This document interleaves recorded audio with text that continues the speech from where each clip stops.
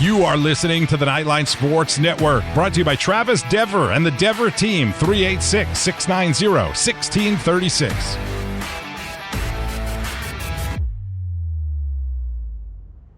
Knightline is brought to you by the Dever team, your source for New Smyrna Beach real estate and everything else New Smyrna Beach. Go to www.thedeverteam.com and call UCF alumni Travis Dever for all your New Smyrna Beach needs. 386-690-1636. That's 386-690-1636.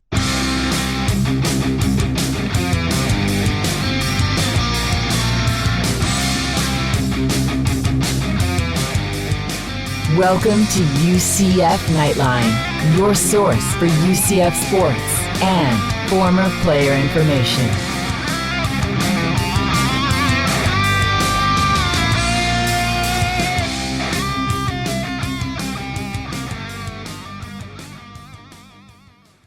All right, hello Night Nation. This is Andrew Phegley coming to you from the 1148 studios, and this is Knightline 273 from the award-winning Knightline Sports Network. Yeah, I couldn't remember what I was going to say. It's been so long since we did this.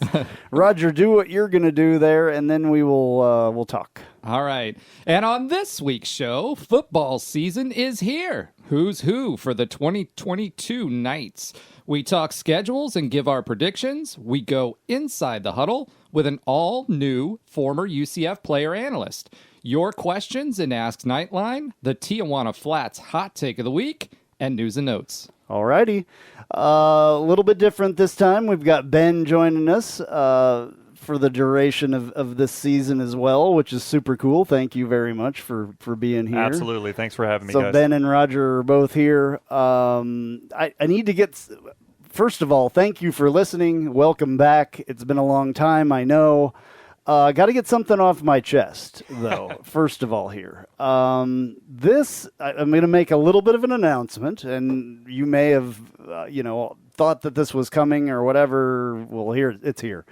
This is going to be the last season of the Knightline Sports Network. The network may go on, but as for Knightline, the show... I'm done. He's spent. Yeah, I'm spent. I've been doing this. This is, I believe, I don't even know how many years I've been doing. I think this is the 8th football season. I think it is an 821st piece of content that will be out on the podcast network. It's been wonderfully fun, and we're going to do this, just like we've always done it for this year. But I just, it's a lot of time that I've spent doing this stuff, and I've loved every second of doing, not every second, but I've loved most of it. 2015 comes to mind. Yeah. It's a lot of work. I've spent a lot of time doing this. Just like, I don't know, it's just time. When it's time, and it's probably been time for me to step down and not do this anymore. So we're going to make the best of the year, but after this, that's it. So, I don't know what else to say really there. It's just, it just takes so much time. I've missed a lot of stuff because I've concentrated on this, and we all have kids and everything else. I have a college junior now, and it's just time to be a fan and not have to worry about, creating stuff and editing stuff and just all of that. It's just, I've got a different job now that I do, and it's just time. So, we may continue with some different shows or something like that on the network. I think Jeff's still planning on doing his show. We may come up with another show or something, but it will not involve me talking very much. Every once in a while, maybe, but I'm just, it's just time for me. So, one last ride. Yeah. One last ride, and we're going to have fun with it this season. Really try not to take it as seriously. in my head, that's what I'm trying to do. I just want to have fun on the last, season. I'm not going to get emotional, all that crap. Yes, you are. Oh, you're going to get emotional for sure. It's happening. Mackenzie Milton isn't playing anymore, and Shaquem, I don't have anything to cry about. So, anyway, yeah, I mean, there's been a gamut of emotions through this whole thing too. I mean, sports are like that. I've mentioned, I do read comments that people leave, and I just remember one that sticks out. There's a couple that stick out, but one is like, oh, Andrew's always so tired. I mean, get the guy some sleep. Well, that's where I'm at this point. So, and I've been there every season, I think, that we've done of this show, and you can ask Travis Dever, because I talk to him usually first about it, because he's been the sponsor from day one. I always say to him, man, I'm not sure if I want to do it or not. I'm like super burnt out, blah, blah, blah. But I said I would do it one more year. And here we are. So I'm excited for football this year. Yeah. A little bit of a different excitement, I think. It's the other thing, and I have to throw this in there too. Another reason for doing this, is that, my team, my school that I went to, UCF, is joining the same conference. And believe it or not, I hate to say it, but it's going to be difficult for me. Right. I'm not going to root against UCF when they play Kansas. I'm not.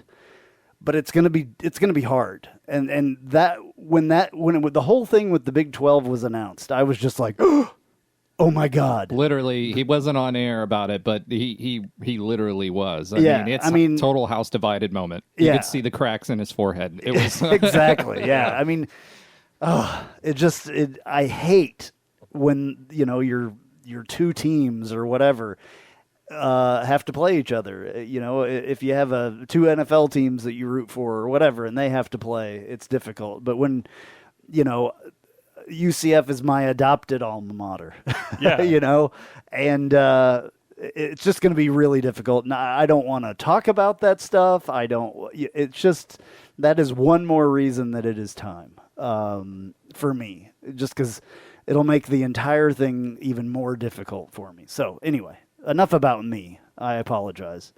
Where do we want to start with this? It's been a while. I feel like we obviously don't have this clip queued up, but in days past, you had this clip where it was like, I'm excited, where we took that out of the press conferences. But, at this point, for me, I'm just raring to get going. I mean, we had the Big 12 announcement of the offseason, and then we had this big conversation over that, and everybody was excited. It finally happened. It's happening. The GIF or GIF, depending on what you're. I'll be excited. There it is. I'm excited. Everyone's excited. I mean, I was excited. I know my team was excited too. I'm excited about it. Yeah, most definitely. I'm very excited. You're just excited to get back out there. I think everybody's excited. All right. So we're excited. That's always relevant right there. But, as we're kind of looking at this season, I think everybody's kind of went off that adrenaline high, and then we got a little bit more realignment news with the whole Pac-10 thing. But I think we're ready for football. I know I am. I'm ready to go tailgate. I'm ready to go, get into the stadium and jump like crazy and yell on third down and, hopefully get another noise penalty against Cincinnati. That's what I want. I can't wait. It's been a long time coming. The other sports have been great. Women's basketball was great, all that stuff, volleyball. But I'm ready for football, and we only get to do this a few times during the year. So let's get rolling. We've got a lot of excitement around this team. Let's go. Yeah, I mean, we talked to Trey about this later, but I mean, it's year 2 of the Gus Malzahn era, and in year 2, You just gave it away. oh, I'm sorry, should I not have? It's all right. You gave it away. All right. Well, our new analyst for this Oh year. my goodness, we talked to the analyst. I could See, restart you the- invite Ben in, and this is what No, happens. it's okay. It's okay. So our new analyst is Trey Neal. You might remember him as a safety during the 2017 season, especially transferred to Nebraska, and he's always been a UCF guy. So, yeah, he is our new guy replacing Kyle. Kyle moved to Germany. Yeah. Got married, has had a baby, and lives in Germany now. So it's a little hard on the time schedule to get him. I'm sure he will be on at some point. In between bratwurst and beer, you got to squeeze it in there. Exactly. So anyway, Trey Neal is who you're going to hear from later as our analyst. We're really excited to have him. We have a very interesting conversation that we're gonna have. It got off in all kinds of different directions, which is normal for me, especially during the off season. Exactly. So anyway, I'm sorry. I'm sorry that I spilled the beans. Spilled the beans. But I'm sorry, but I'm excited. But yeah, Trey's awesome. I didn't preemptively talk to you. I talked to Roger about it. I forgot to let you in on our little Trey secret. Neal. Who? Yeah. So we part of the conversation that we have with him is about the elevation of expectations and the elevation of the program after the a new coaching staff has been in for a full season.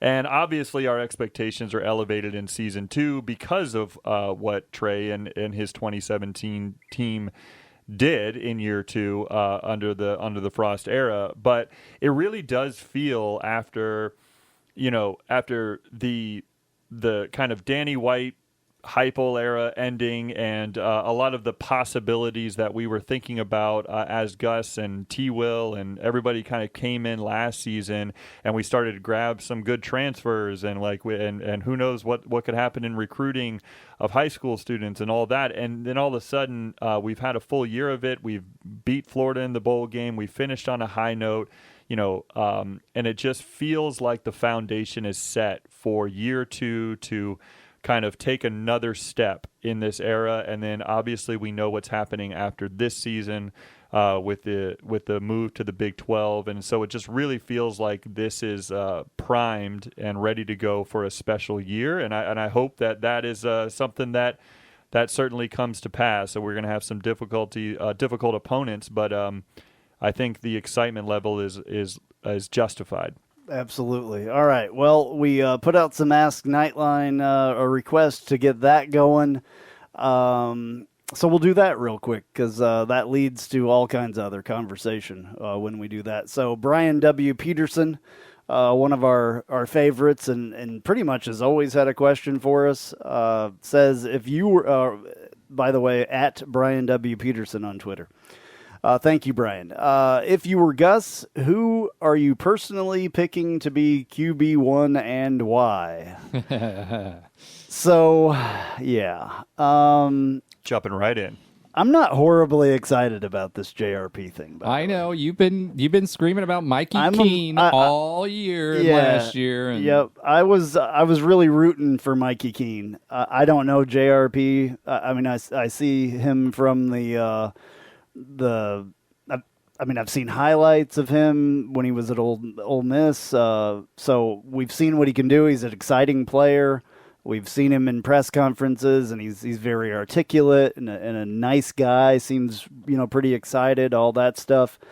I was really rooting for Mikey Keene though, just because I kind of like when somebody's the underdog in a way, and I kind of feel like he really went in last year and really did a great job. And I was excited to see that sophomore, freshman to sophomore leap that most of the quarterbacks do. And I'm sure he's taken it just like everybody else does.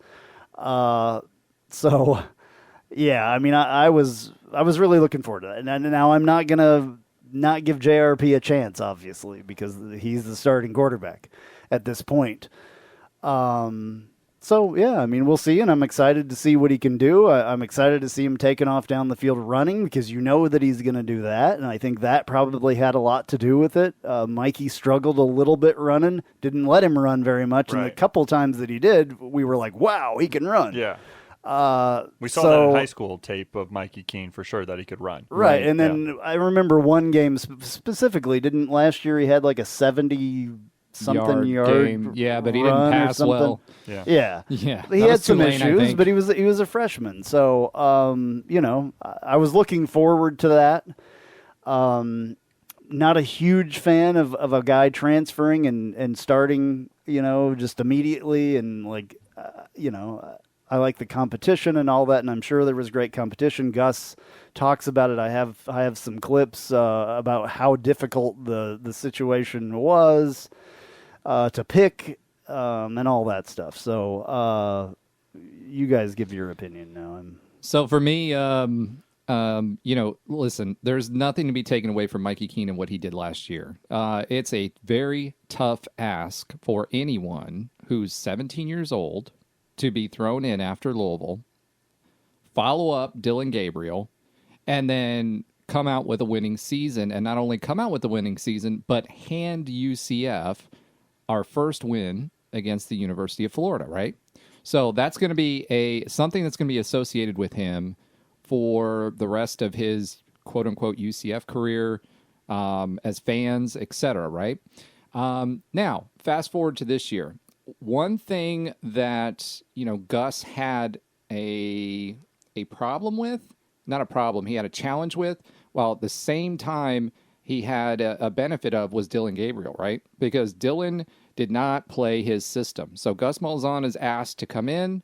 You've got a quarterback that is a phenomenal quarterback, at least being able to throw and sell socks. But at the end of the day, it wasn't his system. So then he goes down. You get Mikey Keene in there. Mikey Keene, yes, he's got a little bit of wheels. We talked about when we got him that he had some wheels in his high school tape, right? But he also is not a system quarterback for what he's looking for. To me, if I'm putting my business hat on, right, because Gus has to be the CEO of UCF football, he's thinking about his system. And in order for him to fully install his system, you've got Castellanos waiting in the wings. We've got our friend from the Cows who's, he didn't get an opportunity at UCF. He wanted to be recruited to UCF. He's now at UCF, our local hometown hero, Mr. McLean. You saw what he did last year. He's got 3 guys now, or at least 2, plus JRP, because we don't know what we're going to get out of him yet, that can run this offense. So I think this was more about system and implementing his system and transitioning UCF to what Gus wants to do versus more of a decision on Mikey versus JRP. That's just the way I look at it. And for me, it's the right decision, not because Mikey is bad or I don't think he'd be a good quarterback for us this year. I think it's more about the system. Yeah, I think and I was on record with all those Knightline nights along with Andrew saying that I'm rooting for Mikey Keene openly to win the job as QB1, and I think one of the reasons that really solidified that that hope for us and really excitement for Mikey is the way he played in that bowl game, and it wasn't just that he was able to run Gus's offense well, but you saw just how well overall the scheme worked in that game. The running game was working, but he was able to deliver the right plays to Ryan O'Keefe to really open him up and his athleticism. You just kind of saw it all clicking, and you saw Mikey step up to that moment in such a great way. I mean, no one will ever forget, the peace sign that Ryan O'Keefe, the tribute to Otis Anderson. But I mean, who delivered him that ball, right? Like, I mean, he caught that ball, and it was a well thrown ball that got him open, and so.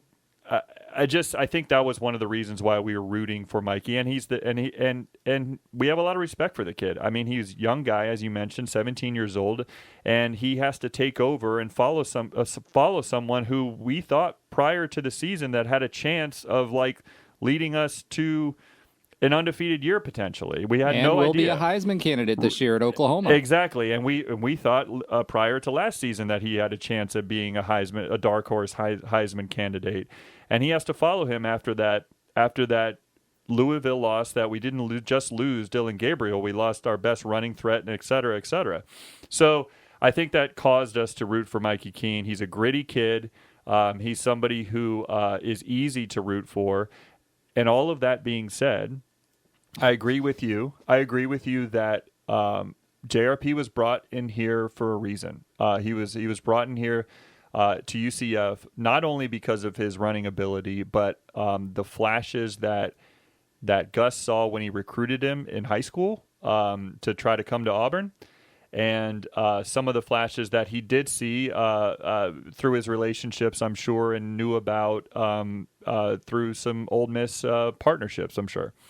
I will say that I am happy that the pick has been made. I think JRP has really handled himself well. I think he won the press conference, as you say, when a new coach is brought in. He was blessed. I think he did well in that press conference. I think he talked really openly about his freshman year at Ole Miss and how he didn't.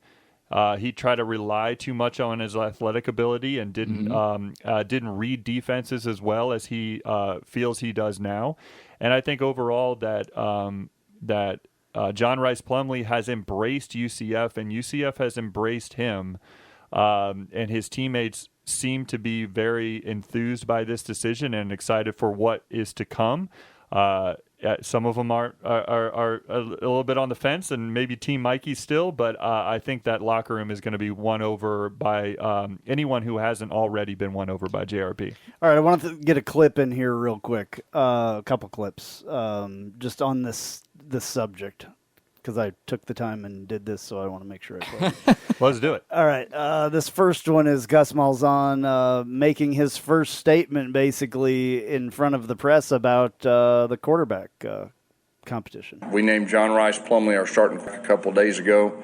It was an extremely close race. I think everybody knows that. But he's our starting quarterback. Got a lot of confidence in him. You know, he's got good command of the offense. He can create when things break down. You know, Mikey did a super job. And, you know, I told him, hey, you're probably going to have to help us win this season. We got two guys we can win with. And so, you know, both of them will be ready, you know. And but we're real happy for John Rice and excited to see what he can do. Really happy, you know. I feel really, really blessed to have the opportunity to come here, to have the opportunity to compete, and then ultimately to have the opportunity to be the starter is really cool. I feel the best word to describe it is I feel blessed. Yeah. All right. Well, maybe we should do a blessed clip like the excited clip. Yeah, it was made fun of a little bit, I know, on Twitter and stuff. It's a little funny. Sometimes when you lock into a word like that, it's hard to get off of it when you're like in a situation like that. So I get it. It's a tough thing for that. He just locked into that word. Yeah, it's all good though. Okay, so y'all have no idea what just happened technically behind that. The whole system crashed when I just, for the very first time, I've been using this program for the entire time. Crashed. It's called Hindenburg. It's a great media doing radio multi-track stuff, and boy, did it just ever scare the living daylights out of me because I thought 20 minutes of our show was gone.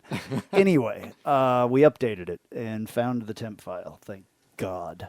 Okay, so let's get on with this, though. We can't slow down now. The next question. Thank you, Brian W. Peterson, by the way. That was perfect. UCF fan Cindy, at Cindy Killigan, maybe? I don't know. It looks like Killigan. We always have such fun. Is it Kilgannon? Kilgallen, maybe. Kilgallen? C, it's Cindy, and then Kigallon. Anyway, thank you, Cindy, for this comment. Missed y'all. Looking forward to my workout partners again. She's said a million times. I remember over the years. That's right. Of her being one of the people that listen to us while they're working out or running or whatever, and we greatly appreciate that. And we missed you too. Her question, I guess. What is your game win percentage this season? Game win percentage. So we have to we have to do math. That's not easy for me. So we're sports ball players. We don't do that. I'm gonna make it easy, and I'm gonna say like 98.3 or something like that. Just for that, I expect us to win most of these games. Maybe not 98.3 because you lose a quarter or something. I don't know. It doesn't make any sense. Whatever I say doesn't make any sense. We all know that. Anyway, I would say realistically 80%. 80% of games I expect to win. Not 83.33. Not 83. Yeah, just I don't know. But I expect us to win the majority of the games. And I mean, I've heard people, every year before the season starts, everybody's like, "Oh, I'm worried about this game. Oh, I'm worried about that game. I'm worried about this game." There's not too many that I'm worried about. I'm still a little bit worried about Cincinnati because SMU, man. Just because Ritter left doesn't mean the entire team left, and they lost some good players, and a couple of them are in the NFL. If you've watched the NFL preseason, you get to see a couple of them play and do really well. So, I mean, I wouldn't say I'm worried about that game so much. I've heard people say ECU, which makes no sense to me whatsoever, because I'm not worried about that one. SMU... Maybe. I mean, they're going to be good. I don't know who they all return. I haven't gotten Their fully into all Clayton this. Tune, number 1. Yeah, so, that could be interesting. I don't know. You guys go ahead with whoever wants to go next there. All right, so, there's 12 regular season football games, right? And I'm going to say 11 wins for the season. So that would be a 91.6%. I knew that you would actually do real math. Now, I was really trying to not do real math, but whatever. Now, if you add, which I expect us to win our bowl game, we're at 92.3. So I'm going to say 92.307% chance that we win. So I'd say we get 11 wins this year. I'm going to say we will probably drop one at some point. Cindy just turned us off, by the way. Oh, well, that's all right. She's like, I'm done. She's still running. I'm done. She's still running. I'm done. She asked. But seriously, all jokes aside, looking at the schedule, yes, Cincinnati's going to be a tough game. They did bring, this is the era of the transfer portal. So it's not like it was before where, you graduate your entire defense and 5 of them get drafted in the first few rounds of the NFL draft. You can reload. So, the big thing is, for me is I think they're going to have some questions at quarterback. I think the running back stable, they've reloaded. But what I'm more concerned about, honestly, is not Cincy, because I think we can hold them offensively, and they have replaced a lot of people defensively. I'm more worried about SMU because they returned a lot of their team. If you remember last year, it was like 55-7, or I think was the score. So you're saying one loss, though? I'm saying one loss, and I think it may be SMU. I'll say one loss, too. I mean, even though I said 80%, which would be way Well, you low. started at 98. Yeah, you were right I there. did say 98. You were close. Yeah, you were only 5% off. Yeah, well, whatever. You're doing a little bit too much math for me. No. I'm pulling out my iPhone. Well, No, I don't know the percentage here, so I have not looked that up. But there's yes. What is there? Is there 12 regular season games? 12 regular season. 12 regular season.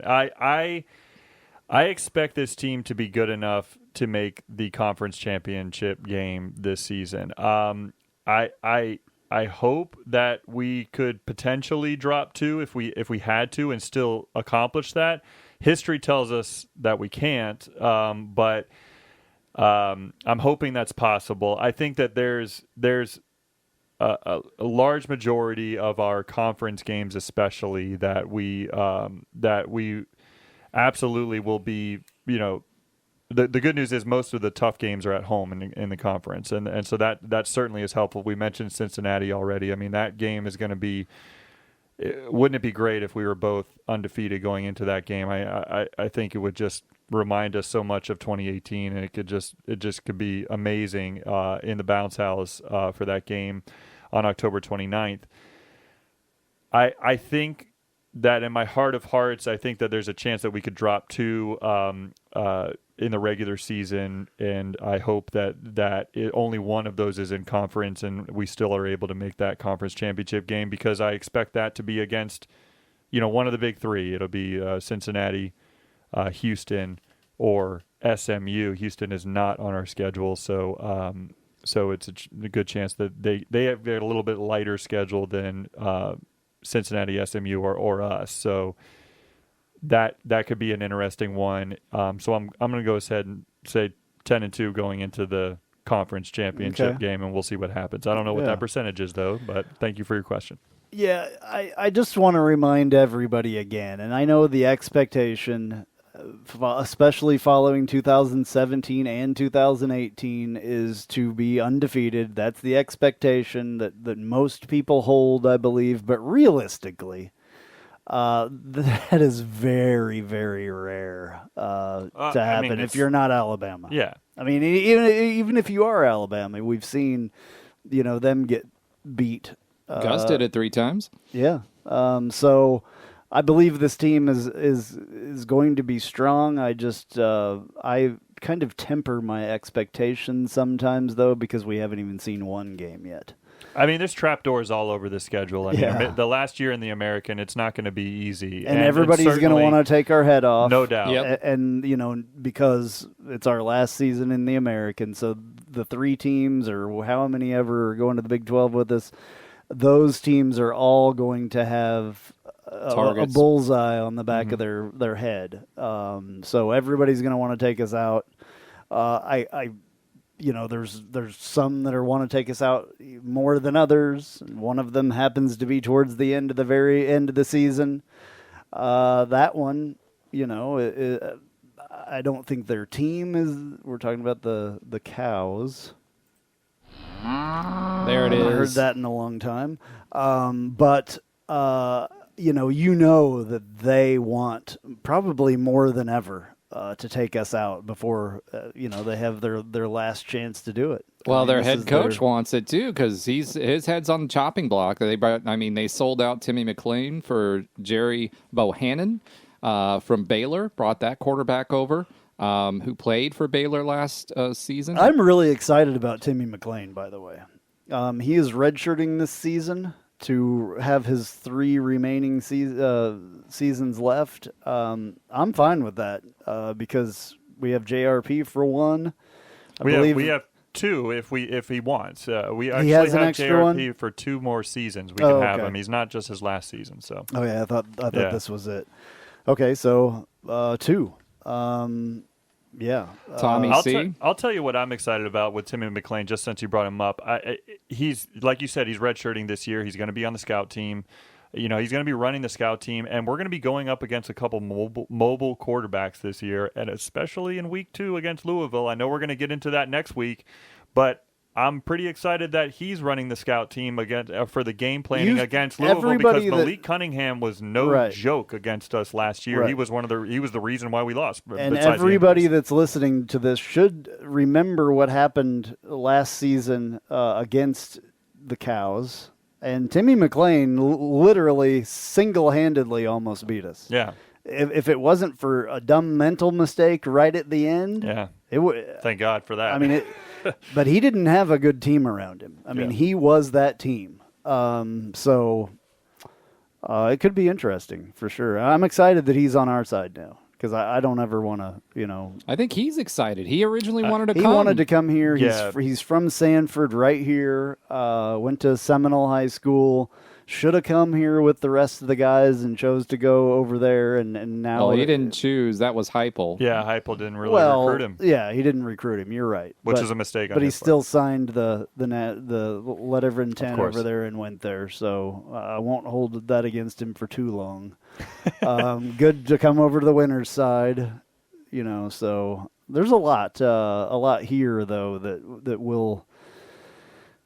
they can do with him being on the scout team, like you said. I mean, he's a good quarterback. Perfect I setup for Navy. believe that he is probably, if he was able to compete this year with our guys, I think that he would be higher up there than maybe some would. So, I like you said, I mean, you just mentioned Navy. I mean, I really think Louisville, I mean, because their quarterback really tore us up last year, and I think that having him on the scout team to prepare for them week 2 is a big deal, I think. Big, yeah. And I'm sure he's been practicing and everything. I know that Gus said that he was on the scout team already. So Yeah, they've got video of him throwing the ball. Okay. Yeah, I haven't seen everything. This is another reason why it's time. So 10-2 going into the conference championship games, my official prediction. Okay, cool.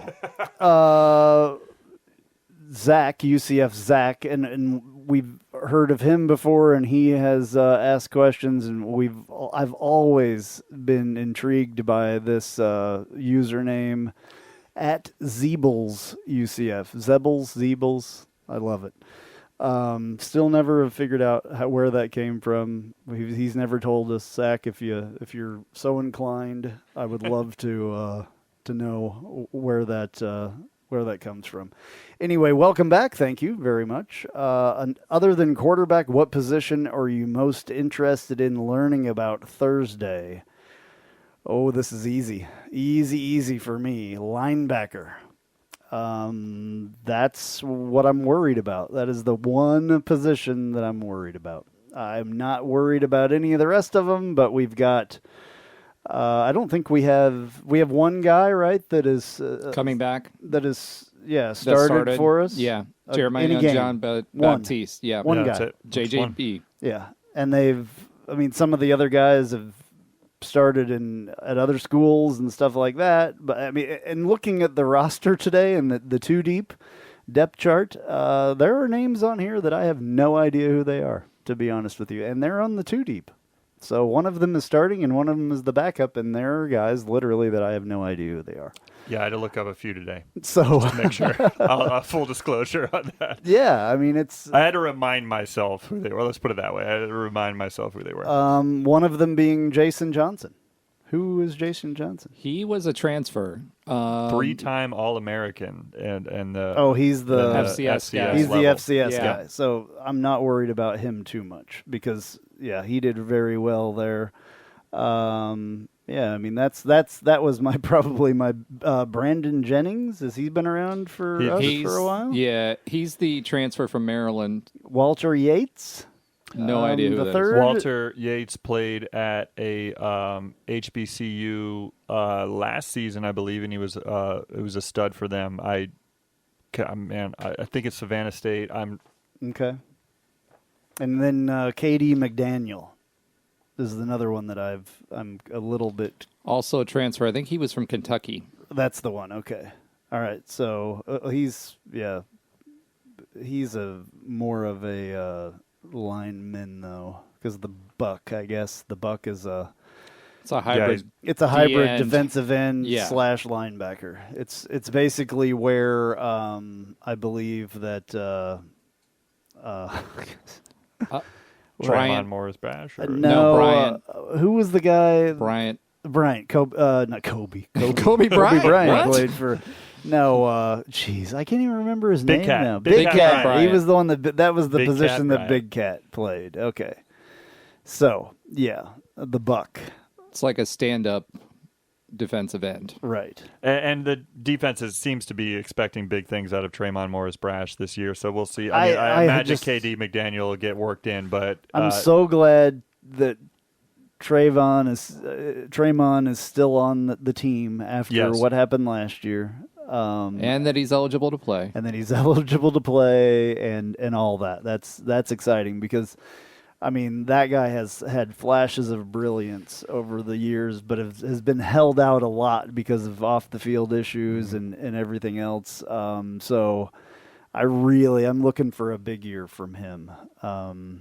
What's interesting to me is in the interviews that you heard, right? You heard a lot about Terrence Lewis, about him finally coming on. He was coming off of that ACL, and when, inevitably all the press conferences, who stood out during during camp, he was a name. So it surprised me that he wasn't on there. He's got good size. He's 6'3". He's only 190 pounds. He's the 5-star that was like is he the one that was the number one linebacker at in Maryland his class? Yes. Yeah. And he obviously, I don't think that he's in football shape. It has to be that he's not. Well, he's a little light, that's for sure. 190 pounds is a small linebacker. At 6'3". Yeah. And he always was a speed guy, though. I mean, that was his thing, that he was a speedy linebacker. But, yeah, that's light for our team and linebacker. And he was injured, so you don't most of these football players, if you look at guys that graduated a couple of years ago, and you see pictures of them at weddings or whatever now, I mean, Joey Grant is probably the biggest difference. I mean, he's dude svelte. Is skinny. He's svelte. Yeah, I mean, so some of these guys, a lot of these guys actually put on a lot of weight for football or lose weight for football. You're doing one of the other, getting ready for the season. Not all those linemen are that big all year round. Not all of the smaller guys. Some of those guys have to lose a little bit of weight. So that's pretty normal. And he brought Brandon Jennings from Maryland with him, right? 4-star linebacker. Now, just to your point about size, right? Brandon Jennings, who is on the 2 deep, is 6'3", 226 pounds. So, when you're giving up almost 40 pounds for a linebacker, that's a huge deal. So you can't just out-hustle somebody when you get to this level. You got to put on the weight. And, with him having the ACL, I'm sure he was still doing some stuff in the training room, but he was not able to put on the weight or get in the football shape that he really needed to up until this point. But it gives me hope because everybody's talking about the depth. Like, it surprised me because a lot of the players, offense and defense, had mentioned the depth at the linebacker position, so they seem to be excited about it. And coming out of last season, we asked that question, what are we most worried about for this season? What position?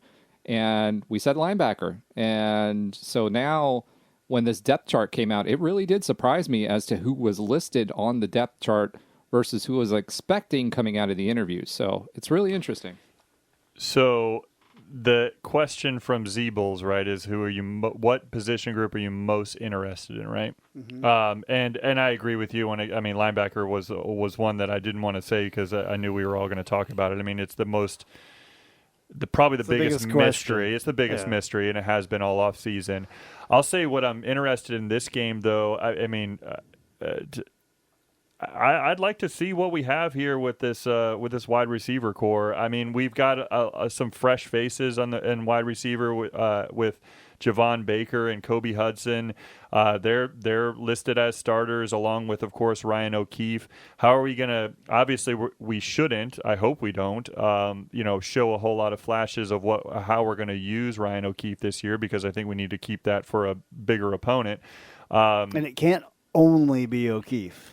Well, of course, and that's the reason why I'm interested to see what the other guys around O'Keefe are going to do in that wide receiving core. Like when Brandon Johnson was hurt last year or whatever, a couple of games, and then it was Ryan O'Keefe. Yeah, and everybody knew the ball was going to everybody knew the ball was going to one guy, and that one guy really had to make some. I mean, and he can do it. I mean, he can make the plays. He's a playmaker. Mm-hmm. He's an exciting guy, but. Well, you can't just have one, so I'm excited to see, some. Not that they just had one, but not taking anything away from the other guys. But Ryan O'Keefe is special. Yeah, period. He's our. I mean, he was our do everything guy, and he was a special wide receiver, and we had that kind of security blanket when Brandon Johnson was healthy to have that kind of end zone threat. But here's a name that we've been talking about since before he came to UCF, and Jalen Griffin. I swear every preseason camp since he was a incoming freshman, we heard his name brought up, and we said, "Oh man, he's 6'3". He seems like a slender guy. Like he seems like he could really break in this year." And we haven't quite seen it. And so I'm very much interested. He's the guy from Notre Dame, right? No. Jalen Griffin was a guy that Heupel recruited. Oh, okay. He was it was Heupel's first recruiting class. Johnson, maybe I can't remember. There's a guy from Notre Dame and never really has shown hasn't up. done much. at He's all. not showed. He doesn't. He's not on the too deep now that I'm looking at it. So I am interested to see if Jalen Griffin can make some noise versus a lesser opponent in South Carolina State. So I'm interested to see who the other guys are there. We've heard a lot of noise about Javon Baker and Kobe Hudson, these transfers from SEC schools, and so we'll see how they perform as well. And there is one freshman that is in there too, Xavier Townsend. I've been hearing that name a lot. Who is also on kick return, I believe. It might be kick return or punt this return. was Let me the scroll one down. thing that I Punt saw. return. The one thing concerned me when I was looking at this depth chart. I was like, okay, who's kick returning and punt returning? This worries me. Kick return, Ryan O'Keefe. Or Johnny Richardson. Johnny Richardson, I would be okay with. Ryan O'Keefe, I don't want him returning kicks. Well, it's because Jordan Akins. That's all I'll say. Remember Jordan Akins? Yeah. And I was screaming at the top of my lungs when I saw them put him out there to return punts or kicks or whatever. He's a fast, big dude, but he tore his ACL right there, just destroyed his knee. Well, Amari was supposed to be that guy, and he got injured, right? So he should come back throughout the season. So I don't think that's a permanent thing. However, I'm worried about Ryan O'Keefe and Devod Wilson. Well, I was getting ready to say Devod Wilson was the other one. And, to your point about Ryan O'Keefe, I think there's two factors to really think about how he's played this year, right? He hasn't played at all this year. Well, Yeah, I mean, how they use him this year is what I meant. Yeah. How they will. So, I got you. Mikey Keene, the vast majority of what he was throwing was short. His yard per attempt was something like 6 or 7 yards per attempt, right? And I think they were playing it safe with that. Now that you've got a different quarterback in there, I think that might change the dynamic, especially because JRP, and I just have to say this because I keep thinking this and I'm old, WJRP in Cincinnati every time. It was WKRP. But I know, anyway, but I think WJRP. Okay. But anyway, John Rice Plumlee, the thing with him is he's going to run the ball more. And O'Keefe was used in screens and reverses and things like that. So that's going to take touches away from O'Keefe, right? So he's going to have more of a traditional role. However, the flip side of that is now, if you're a defense, you've got to, if you look at the tape, you got to look at and see how we use O'Keefe. And I think he'll get some touches with those type of plays just to keep defenses honest. We've got a deep running back room, and you've got a quarterback who can run. So, and don't forget, we have two dynamic tight ends as well, which is something that we haven't really had, in a big way at UCF in a while. So we got I forgot about Gamble. two dynamic tight ends. Yeah, Both of them Gamble. are very good. And so you're right. So there's a ton of weapons at our disposal on the offensive end. And Kenmore Gamble is listed as 5th-year player. No senior, nothing like that, where he normally says senior, freshman, sophomore, junior, whatever. He's listed as 5th. So he's experienced. He's kind of like Sam Jackson on his 18th year. Sam Jackson is also listed as 5th. Ryan Shibota is listed as 5th. Who else? Anthony Maltavo. Yeah, so there's a couple of those there. But I just looked over there and I'm like, 5th? What is... Yeah. But yeah, kind of pick your poison there. I mean, we're going to be tough to defend, that's for sure. We got a lot of weapons as long as we can stay healthy. So while we're talking about this depth chart, any other surprises that offense or defense that you were looking for somebody there that's not there? I think for me, it was primarily linebackers that surprised me. The defensive backs are who I thought they were. I wasn't sure with the running backs because that's one position I'm looking to see what they do in the first game as the running backs and see who they trot out there and who they play, because they brought back R.J. Harvey, and he was the number 1 running back going into last season, right, before he got hurt. Supposedly. Everybody says he's fast, right? So, we'll see what happens there. But Johnny Richardson, I don't think we see very much of Bowser because they've been trying to protect him, right? So Johnny He goes out there interesting. first, I imagine. He'll play a few series, but that's it. Yeah, I don't know. Least. You never know with him. Just depending on how healthy he is, and man, I would love to see him have a full season because he hasn't had a full season. He hasn't had a full season since his freshman year. His knees have been messed up the entire time, or ankles, or both. Man, the guy is so exciting to watch and just blows people away and just runs right over He's them. like an old school running back, just really hard nosed. I'm a little bit excited to see, what he can do for sure. He's probably one of my favorite players on this team. I would say he may even be my favorite player. So I think what surprised me honestly is that they put tight end. They put Alec Holler right?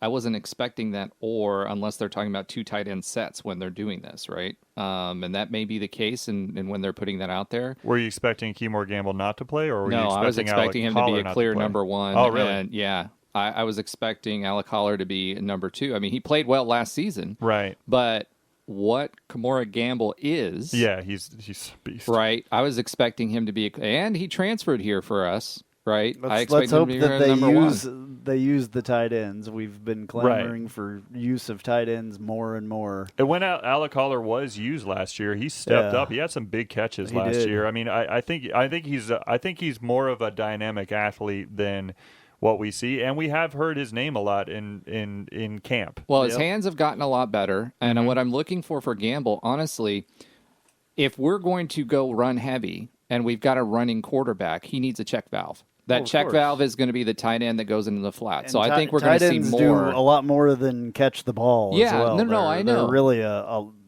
hybrid between a lineman and run blocking. Yeah, Gamble was talking about that. How he was run blocking and pass blocking. They're definitely pass blocking in there as well. So that was one of the things Gamble talked about in his interview. Is what he learned was more of the blocking schemes. He wasn't really used to that when he was at Florida, and he said it was an advantage for him because as he goes into the NFL, they're going to be flexed, right? And, for me, I do think we'll see more tight end play in the short field if John Rice sees something that he doesn't like from the defense and they're stacking the box. They're going to slip that tight end out. He's going to check him out, and he's going to pass it, and they're going to be open in the flat, and he can move. So I expect that tight end position to be the check down.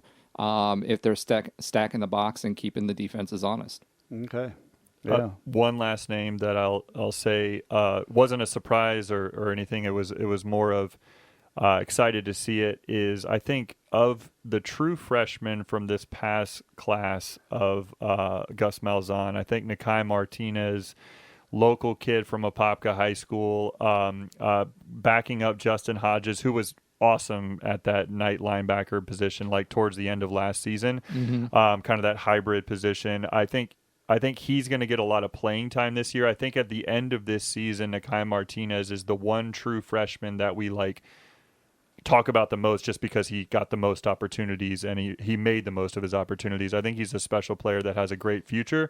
Not expecting huge things out of him this year, but I think he's got a lot of potential, and I'm excited to see him on the 2 Townsend, man, that's the other one. Yeah, he's got a lot of speed. So, of the freshmen that are on there, Thomas Castanelos, who else here? You mentioned Townsend. Colton Boomer. Yeah, backing up Obarski. Yeah, place kicker. There's a joke there, but I'm just going to... Yeah. Definitely need some backing up of Arbowski sometimes, and I still say his name wrong, and I don't care because it is what it is. Nakai Martinez, and we got the Jakari Henderson as well. Yeah. Also a backup cornerback, but I mean Devontae Brown is. Yeah, he's solid. He's probably going to be our highest draft pick after this season if things go to plan, but we'll see. Yeah. So exciting. All right. Well, that was the Ask Knightline questions. Now we will talk about whatever else is in our brains. Thank you for those questions. Wasn't a ton of them, but I mean, we haven't done a show in I don't even know how long. So wasn't expecting any, to be honest with you. When I put that out, I was like, nobody is going to answer this. Nobody. Well, they allowed us to talk about things that we wanted to talk about Nobody anyways. cares and pays attention to what we do anymore, and they did. So awesome. And thank you for those, that put their questions in there. Really appreciate it. All right, let's take a commercial real quick, and then we will be back to talk about, I don't know. We're going to talk with Trey Neal. I forgot about that after Ben gave that away earlier, but that's all right. Dun, dun, dun.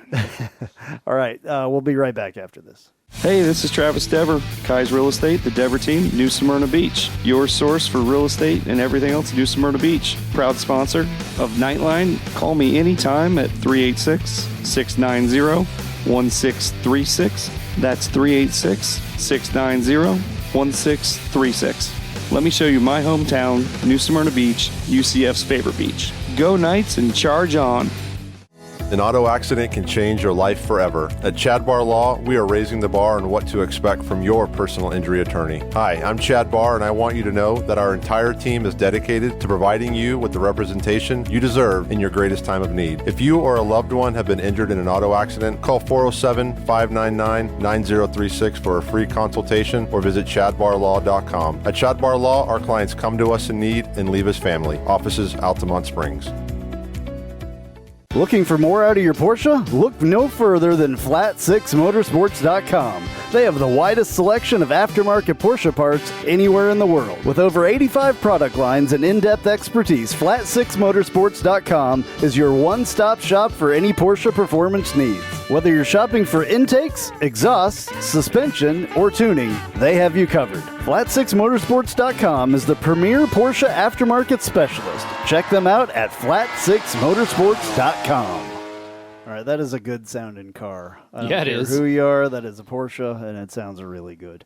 All right, well, we're back, and we're going to continue really talking about a little bit about this depth chart. Roger, I think you wanted to talk about the offensive line a little bit. We pretty much know who most of these guys are, and they've been around for a while. The only name that I really don't know too much is the left tackle, Tylen Grable? Is it Grable? Mm-hmm. Yeah, I don't really know too much about him. He was a Jacksonville State transfer. So I remember now. I think he was a All-American last year, too, in FCS. And he's supposedly making some noise in camp. So, 6'7", 290. Yeah, I was thinking about that. If you look at the average size of our linemen, I remember in the George O'Leary years, there was a lot of 6'3", 6'2". Remember the twins and their brothers and everybody. I mean, you've got Paul Rubelt, who's second string. I'm excited to see him actually start to step up. Dude is 6'10", 330. It's a big German guy, right? Yeah, that's a big 30. Yeah, and then Ryan Swoboda as well, 6'10", 325. Twin Towers. Yeah. And he's the Virginia transfer. So, what's exciting to me is... 6'10", 325. Yeah, that's a big dude. Hopefully John Rice at 6 foot can see over the you got to throw through the lanes. Yeah, definitely a guy that has to throw through the lanes. Yeah. Yeah, no, any of our quarterbacks have to throw through the lanes. Of course. We don't have the biggest quarterbacks. The big thing for me is just, one, the average line, our line, taking everybody on the line, not just who's starting or on the two deep. Average lineman is 307 pounds. Right? We've never had a line that big. Did you really average all this out? Of course he did the math. Come on now. I've got a spreadsheet. Wow. Oh, my God. Ben can see it. There you go. You've got spreadsheet. to be kidding me. I'm not joking. I'm not going to knock at a good Excel spreadsheet ever. So. I'm just like... I've got filters and sorting. I can't even imagine going through... Freeze panes and everything. Yeah, I can't even imagine going through and averaging out the lineman's weight. Well, it does it for you. So what's the average height? The average height, let me do that real quick. I don't think it's going to do that because I've actually... Oh, I found the one bugaboo of the... Yeah, well, I don't know if that's the right word, but it sounded cool. Excel turns it into dates, and you have to use a apostrophe to make sure that it shows 6-6. So we're good. Yeah. More than likely it's a 6. It's about 6-6 because there's 2 6-4, a 6-10, 6-7, 6-6. We're talking about average about 6-6. 6-2. The 2 6-10s really throw it off a little bit. Well, I mean, Silent Grable, 6-7. Okay, yeah, I mean... starters. But anyway, the point I was going to make before we went down to Excel tutorial is that we have an SEC line. Yeah, we have an SEC line. And I mean, going back to the George O'Leary days, what did you win? You win it in the trenches. Everybody knows that, especially with a solid running game. Yeah. And there's a lot of experience at snaps this year. It's not just their size, but we have experience. We talked about the Sam issue Jackson. with that is, though, I love the what experience. happens next year? But who is left after that? Now they rotate a lot, so we're going to see a bunch of people. You'll definitely see these twos, no question. There's some options there. So if guys take advantage of their extra year, we have 3 people that can come back. I'm not even going to try the last name because I always mess it up. Lokai, the guy from Hawaii. Oh, Paoli or Paoli. Paoli. Yep, Paoli. He'll be back. Adrian Medley got hurt this year. He was due to start. And he'll be back next year if he wants to come back, right? So there is an opportunity there. So there's 2. Rubelt. Then Rubelt will definitely be back. Grable will be another guy that has the option to come back. Ed Collins has the option to come back as a redshirt senior. Chidoziri Magiro. That was my best attempt at that.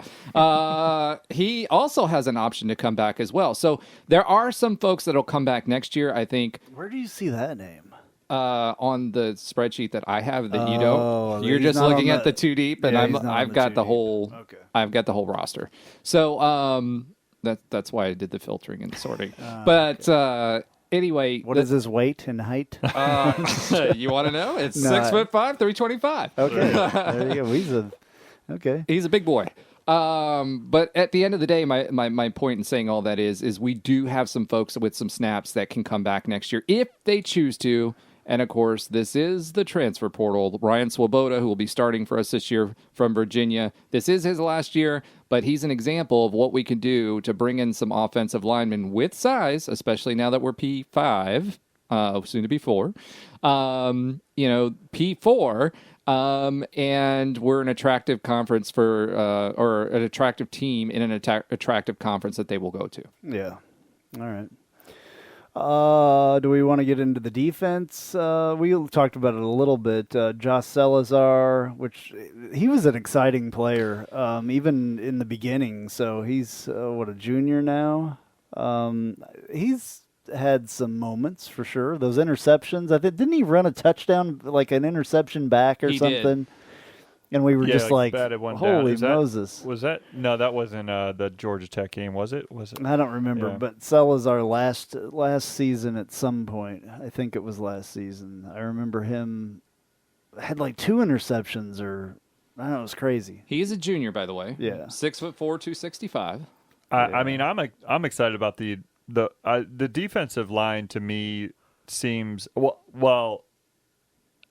I would say the starters on the defensive line, I'm certainly excited about. I don't know a whole lot how that depth is going, but Salazar, Montalvo, Ricky Barber, and then drop Tremon Morris-Brash, who we talked about earlier. But I don't even know if I consider them linemen. Well, as far as rushing the quarterback. They call it buck. Yeah. Yeah, as far as rushing the quarterback, though, that's mainly going to be his role. Right. And so you got to think that Salazar and Tremon Morris-Brash are really going to provide some good pressure. And then you got a guy in the middle of the line, Ricky Barber was just huge for us last year. So a true nose guard, they actually say no. It actually says nose. I haven't seen that in a long time. So it's a defensive end, a nose guard, a defensive tackle, and a buck that are on the line. And, we've got some, and to since we're talking about next year, we've got some exciting people that we brought in this year, and that we brought in the last class as well. Malachi Lawrence is one of those guys at defensive end that we brought in. Jamal Johnson was a big signing, right? Yes. And then the guys we signed this year. So, this defensive line, I think, is set up not just for this year. I think it's set up for next year, too. Yeah, well, it should be. That's probably good. Lee Hunter, you didn't talk about him, and he's, I think he's backup, right? He's not even first string. Yeah, he's or. Keenan has. But all those guys, they'll be rotated. They're all rotated as well. Any of the linemen on either side of the ball, there's always rotation going on to keep those guys fresh. I'm really excited by Lee Hunter. People don't realize how big of a get he was from Auburn. Right. He's a big dude. 6'4", 320. Redshirt freshman. So, he played one season at Auburn, was a big time recruit, had a really great season at Auburn, and now he's coming to us, and we've got him for 3 to 4 years. Yeah. So there's a couple of guys like that. That's exciting to have those guys come over. The transfer portal, it's interesting, and it's just getting started. So and it giveth and it takes away, right? That's the whole deal. Yeah, sure. I mean, it certainly has been generous to us. I mean, we had some great transfers that came in last season, and I think that this year is going to be no different with some of the guys that we see on this 2D. Yeah. Would they be coming to UCF without Gus Malzahn and T. Will and all those other guys that were back there? Well, I think the short answer is no, not in this frequency or quality, because I've been excited to see how many players have followed Gus Malzahn from Auburn, and to me it shows the culture that he exudes and he sets in his program, and it's been validated, in my opinion, with guys like Mark Anthony Richards, with guys like you just mentioned Lee Hunter. Lee Hunter is a guy that I'm sure was recruited by Big Cat. Gus Malzahn. Big Cat, of course. Which one of the receivers was their top guy? Kobe Hudson. Kobe Hudson is another guy. Yeah. So that was the name that was escaping me. So leaving an SEC school, right, when you're their top wide receiver. To come to the Big 12. I mean, that says a lot about Big Gus 12 Malzahn. next year. We're putting the cart in front of the horse. And it also says a lot about the cluster that Auburn is, because their coach was on the hot seat even earlier this year. I think basically we've got a feeder program to recruit for us in Auburn as long as Gus Malzahn's here. In my opinion. Well, at least for the next 2 or 3 years. Yeah, that'll run out after a little while, just because Gus won't really know too many of those guys. I mean, I'm not even. He does know guys that he's recruited, potentially recruited, tried to recruit, or whatever that are coming John to Rice him is one at of this those guys. point. Yeah. Yeah. So, but I'm not even thinking about that. What I'm thinking about is as long as Auburn's boosters keep putting it through whatever it's putting it through, right? And they keep hiring these coaches. Auburn is not that far away from the state of Florida, right? So they get to stay somewhat local, right? You got the SEC dollars out there recruiting. You've got a history of Auburn players coming here, right? I think that gains some legs. You got T. Will. He's got recruiting connections there as well. As long as we keep him for a while, right? But either way, I think if you show that pattern of success, hey, you went to Auburn, it's still a cluster. Auburn's going to get kids because of the name brand. And, hey, look, they went to UCF. They're happy. And not only are they happy, but they're winning. And not only are they winning, but they're going to the NFL. I think it's almost like when we went to Hawaii and opened up a pipeline there. We could piggyback off of Auburn. Yeah. Okay. Cool. All right. What do you guys say that we talk to Trey Neal at this point? Let's do it. I'm Are excited. You guys ready? All right, here we go. Trey Neal. Let's do a commercial first. That's the only real right way to do it. All right, here we go. If you haven't figured it out yet, I love Tijuana Flats. I would love them even if they weren't a partner with us on the Knightline Sports Network. They have all kinds of great Tex-Mex food, and it's fresh, by the way. Made to order burritos, tacos, enchiladas, chimichangas, quesadillas, bowls, nachos, and taco salads. And if you haven't tried the queso, you are completely missing out. It is the best queso that I've ever had in my life. Absolutely hands down. And the sauce bar that they have Everything from wild to mild in there. Absolutely awesome, awesome stuff. Not only do I love the food at Tijuana Flats, but I love the company, a UCF-born company, and they give back to the community with the Justin Queso Foundation. So head to your local Tijuana Flats. Tex-Mex for everyone.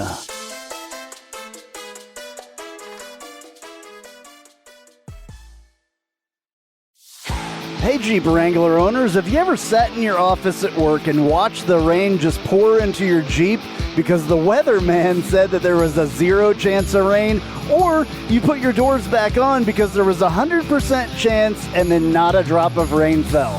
Well, there's a company out there that can help take the worry away and give you the peace of mind to be without your doors. The company's called Life Without Doors. They make waterproof rain curtains and dash covers for Wranglers. Life Without Doors is there to help make the decision to leave the doors at home an easy one. Find out more at lifewithoutdoors.com.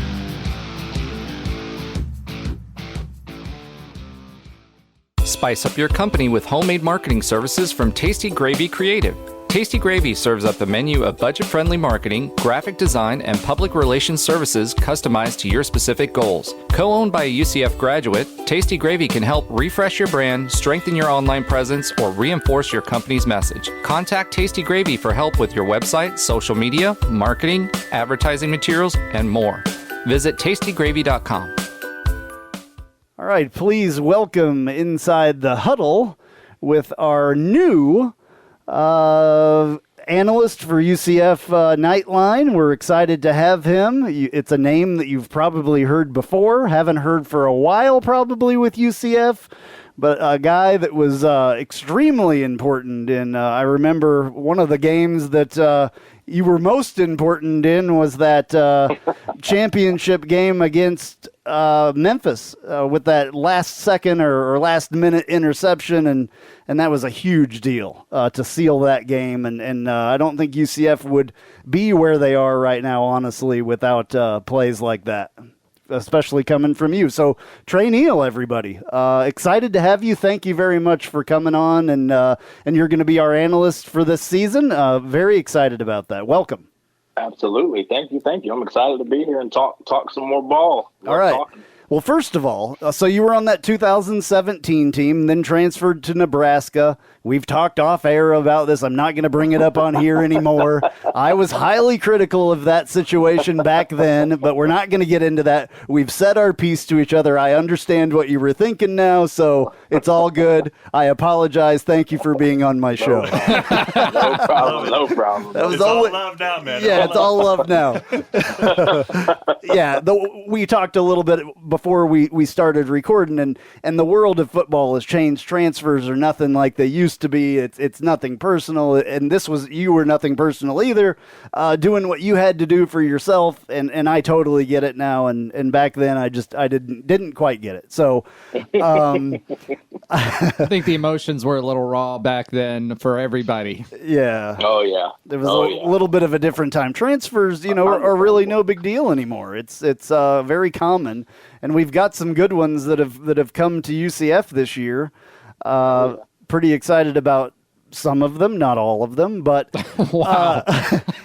I haven't done a show for a while, so I'm going to be completely candid. I haven't done this for a while. So one question that I want to ask you, though, before we start talking about football, what are you doing now? What's in Trey Neal's life at this point? Oh, really? I'm trying to figure out what I want to do. I'm really just, I don't know. I'm living in Miami right now, just, enjoying the weather. And I was in the medical field, but something always, I keep coming back to football. I keep coming back to sports. I feel like that's where my heart is drawing me to. So that's kind of what I'm trying to figure out. I don't know if I want to get into coaching. I don't know if I want to get into, more sports talk like this and stuff like, Colin Cowherd, what they kind of do and just talk sports all day.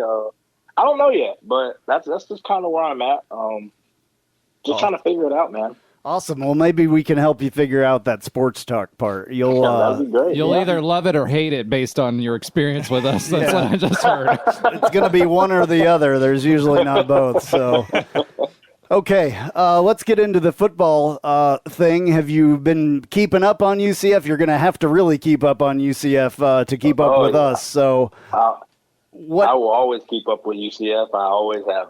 Awesome. Even when I left, I kept up. First of all, what do you think about the coaching situation with Coach Malzahn here now? Would that have been exciting for you to play for Coach Malzahn? I mean, I know that you're a couple of years older. I don't know. I think it would be, at the time when I left, I think it would be very, not awkward, but it would have been weird. Just, we beat them in the Peach Bowl. And then imagine if, after Coach Frost left, Coach Malzahn comes in, he's the head coach. I think that would have been kind of weird, I guess. But, I mean, right now, I think it's awesome. I think those guys are lucky to have him as a coach. I think I think they're lucky that, he seems like he's invested for the long haul there. So I think it's one of those things where when people realize the potential of the school, it's one of those things where guys are attracted to that. So I think it'd be awesome. I think, they look like they're having fun. They look like they're enjoying themselves. And that's all that, that's all you can ask for is when you're playing ball, is just enjoy yourself and have fun with your guys. Also, big news that came out probably, about a year ago, maybe a little bit more, about UCF going to the Big 12. What do you think about that? Oh, yeah. That's big time, man, especially with just with how all the stuff that's happening. I've been talking to some of my friends about just the realignment, and it's looking like it's going to be a Power 4. That would be my bet, especially with USC and UCLA leaving. I think that actually makes the Big 12 more attractive as a conference. I think it makes it, great for UCF to be going and to be one of those big Power 4 schools just for everything. We've been winning games and winning conferences and winning big games on Group of 5 money. And I don't think a lot of people understand, the exact meaning behind it, but it's everything with as far as money, and especially me seeing it, the money kind of stuff in Nebraska. It's insane what money can get you as far as facilities, as far as, and not just for football, just for all the sports. I think that's big time. So I think, I think it's bigger than even what people truly understand, just because of the revenue part behind it. It's going to be a huge transition for all the sports, especially, in my opinion. Ben's the basketball guy. In my opinion, basketball is going to be, that's a huge step forward. Or step back initially. Yeah. Yeah, but that might be just, those are growing pains. That's anything. That'd be like anybody going. I think it's going to be the same thing with, teams like USC and UCLA going to the Big Ten. That's a different step for them in football. You're not playing, more spread like West Coast teams. You're playing some big boy football up there. So I think it's growing pains no matter where you go. Same thing with Oklahoma, Texas. It's going to be growing pains. Yeah. But eventually you catch up, you recruit the guys, you recruit the players. And again, I think that's where the revenue comes from. You can build better facilities, and the thing about that's great for UCF is not only do you have the great facilities, the great, stuff for the sports, everything that you can do outside of the sports. You can go, everything is there. And I think that's I think this can be a juggernaut of a school. Right on. So what are your expectations for UCF this season? We don't know a lot yet. We haven't seen a lot. We've seen the spring game. That's about it. But with the recruiting and the transfers and everything, and staff that remained, for a year, which is really nice. This will be their, I don't even know, is this their second year? Second year. Yeah. So they've stuck around longer than some of them have. But yeah, I have high expectations. Mostly because, again, it's like you guys said, it's their second year in the system. It's their second year and doing weight training. It's their second year going through a spring. It's their second year going through a fall camp. So I think, just from my experience, that second year is where you see guys take the next step. You see that separation in physical development and mental development. You can maybe add a little bit more onto the plates of players offensively scheme-wise and defensively scheme-wise. So I think that's where, you kind of separate those close games that you lose or teams that kind of hang around that shouldn't, to where you start seeing blowing out the teams you should and beating those good teams pretty handily and pretty solidly as well. So that's my expectation, just from my personal experience. Will that unfold? I'm not I can't predict the future, but that's just my expectations. Right on. I'm going to let Ben and Roger get in here a little bit, so I'm going to shut up for a couple of minutes. So, Trey, as you mentioned, we're making a power leap, right? We went from the power 6 to the power 4, as you say. So I'm going to call it a power leap. But kind of distilling that down to the football program and defenses, right? So, you just kind of talked about how big of a difference it is from year 1 and year 2. You hear that with quarterbacks when they go into their sophomore year, how big of a jump they do. But the entire team, and specifically defensively, how big of a difference is that in the playbook for a player when they're trying to learn, going from a brand new scheme that's being implemented? I mean, we went from a 3-4 to a 4-3. That affects everything around the defense. How big of a jump is that for a player, even a seasoned player who's coming into a new defense, and how much more should we expect schematically out of this defense for this year? I think it's huge. Just because, again, last year, and just from me watching it, you could tell a lot of this stuff was very vanilla in the sense that you don't want to give the guys too much, because you don't want guys thinking. The thing about defense is you don't want to be thinking. You just want to run, hit, catch interceptions. That's it.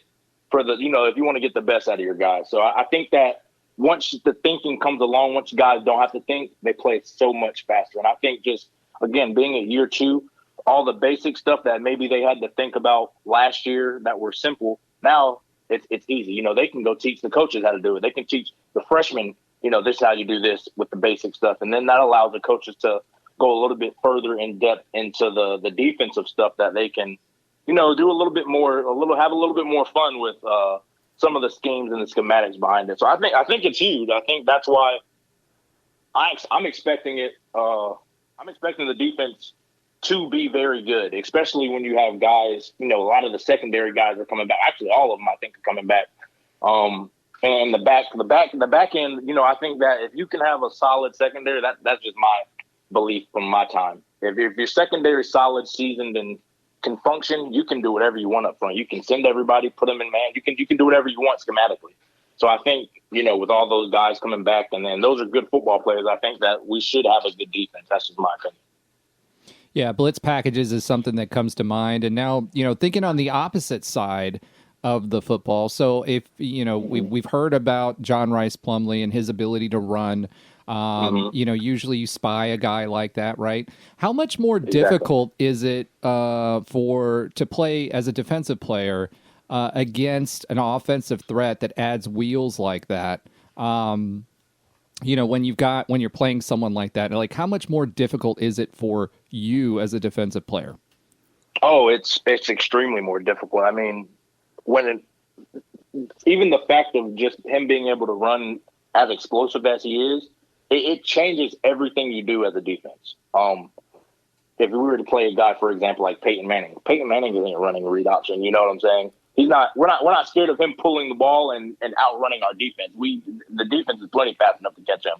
Some of our D linemen could probably catch him. So I think when you're playing those mobile type of quarterbacks, it's an extra element in everything, with the run game, with the read option game, with even if you want to run triple option, bootleg, all of that stuff. It adds an extra element because he has an extra threat that most of the time you don't account for the quarterback defensively. Nowadays you do, because a lot of the guys are becoming more mobile, more explosive, but that just makes the defense so much harder. Like you said, now you have to have a guy that's in a spy, when you could either be sending him on a blitz or you could have him dropping coverage to help the DBs out.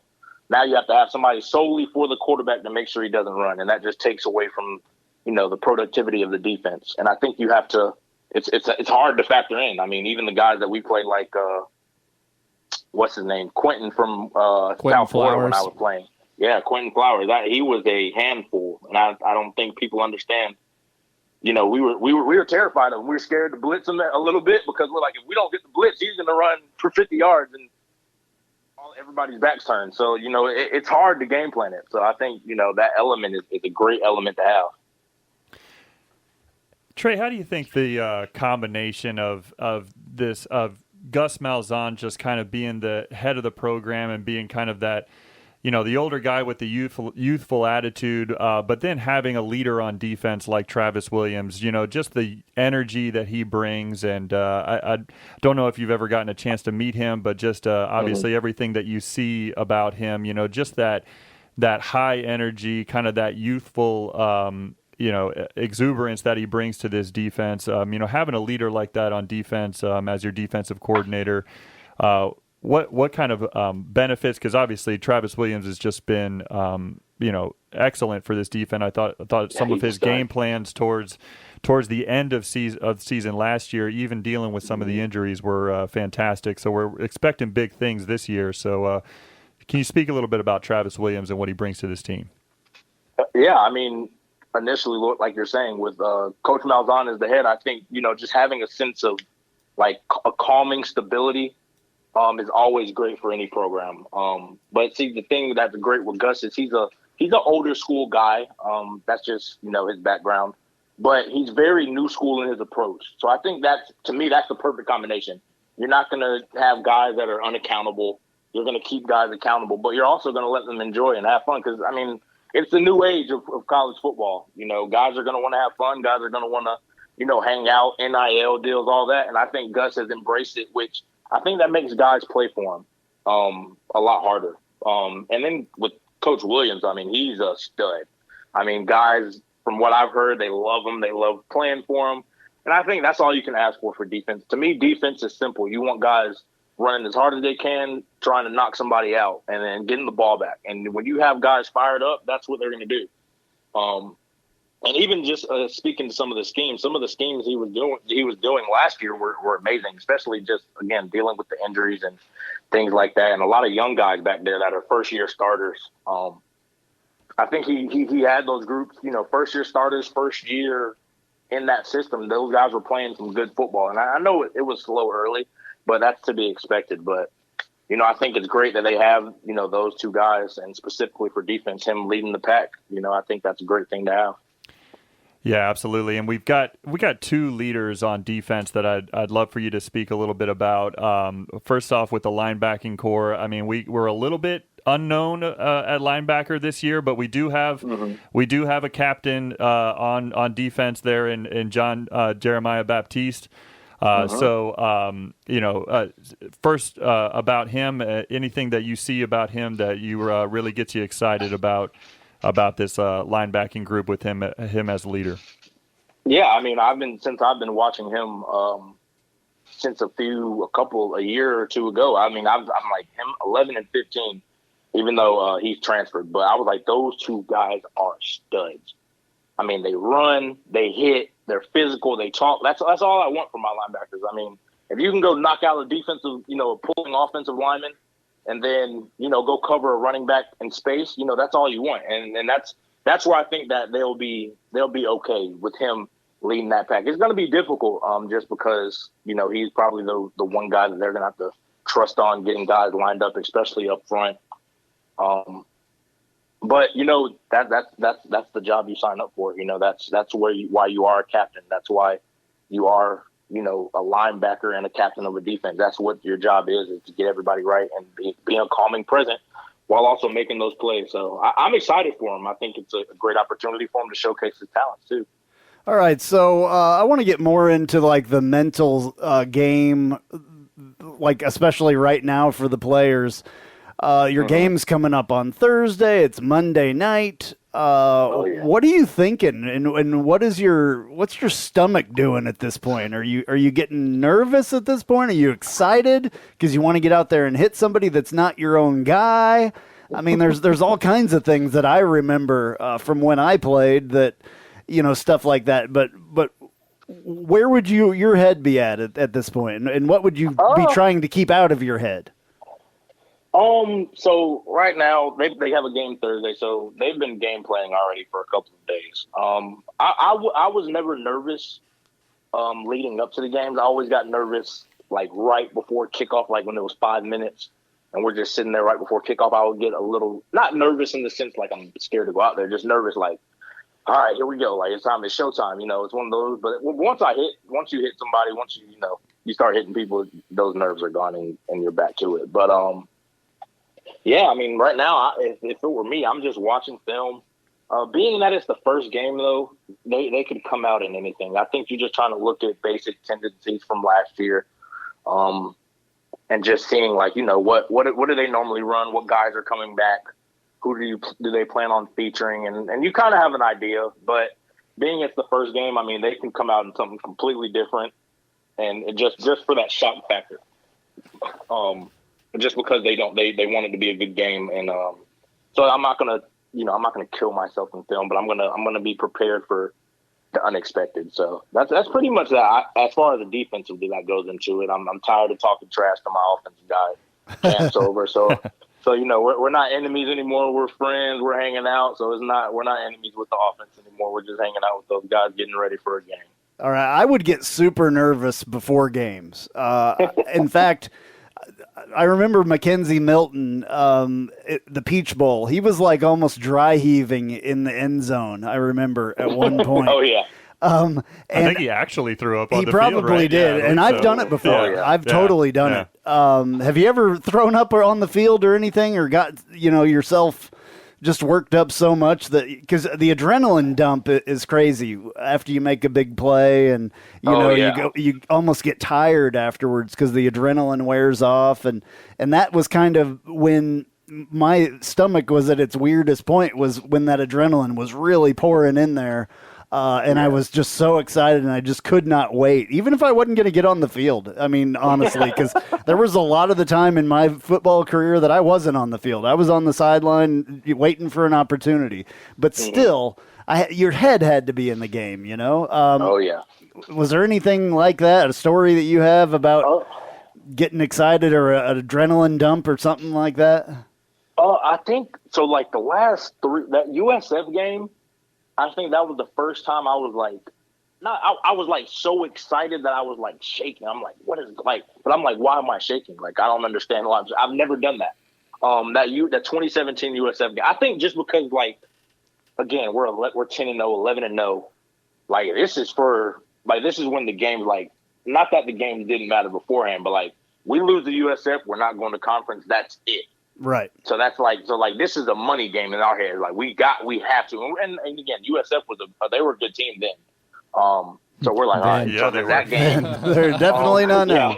By the way, we refer to them as the cows on this show. So okay, my bad. And we do not capitalize their name. We do not capitalize USF at all. And if we say a direction, it's West Central Florida. Yeah. So just so we got the basics. We are not fans whatsoever of them. And we're going to have a new rival, I'm sure, coming up soon, too.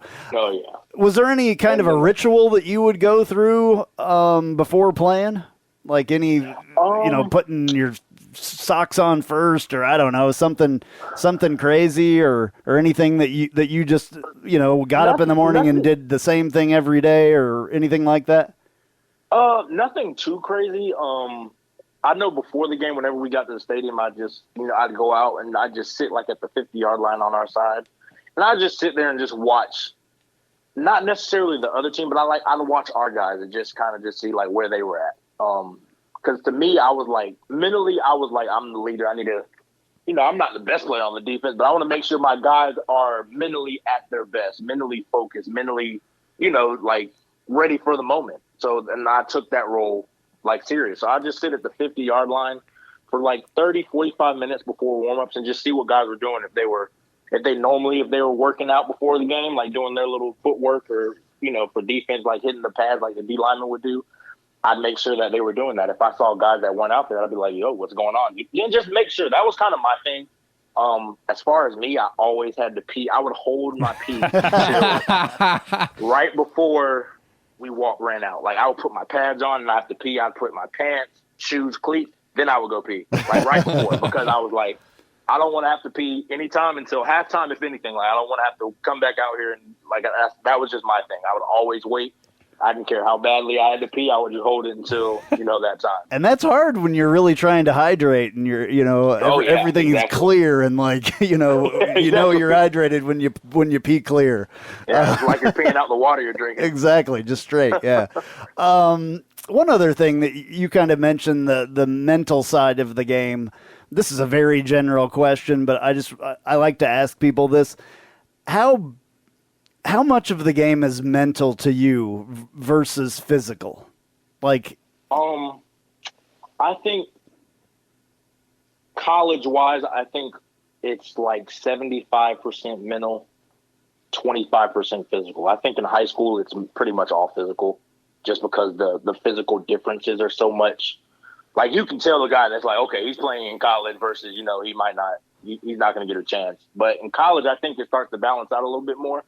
So I think that the edge that you have is the mental part. And obviously, once you get to the NFL, it's pretty much, I think it's all mental. I think everybody's a freak athlete. Everybody's a great athlete. They're great at what they do. It's just, who's putting in the most time to know each other's weaknesses. So I know definitely college-wise, I think it's 75% mental, 25% physical. And in the sense that, everybody's good. Everybody's a high school, all county, all state type of player. So it's not like there's a significant balance most of the games. I'm not going to talk bad about South Carolina State, but I expect us to destroy them on Thursday. That's just me, because the guys we've recruited, the game plan, all of that. But I think it's just, more mental, and the ability to stay focused, trust, what the coaches have been breaking down, and trust what your eyes can see. And I think that's all mental. That isn't, you don't have to be the fastest person. You don't have to be the strongest.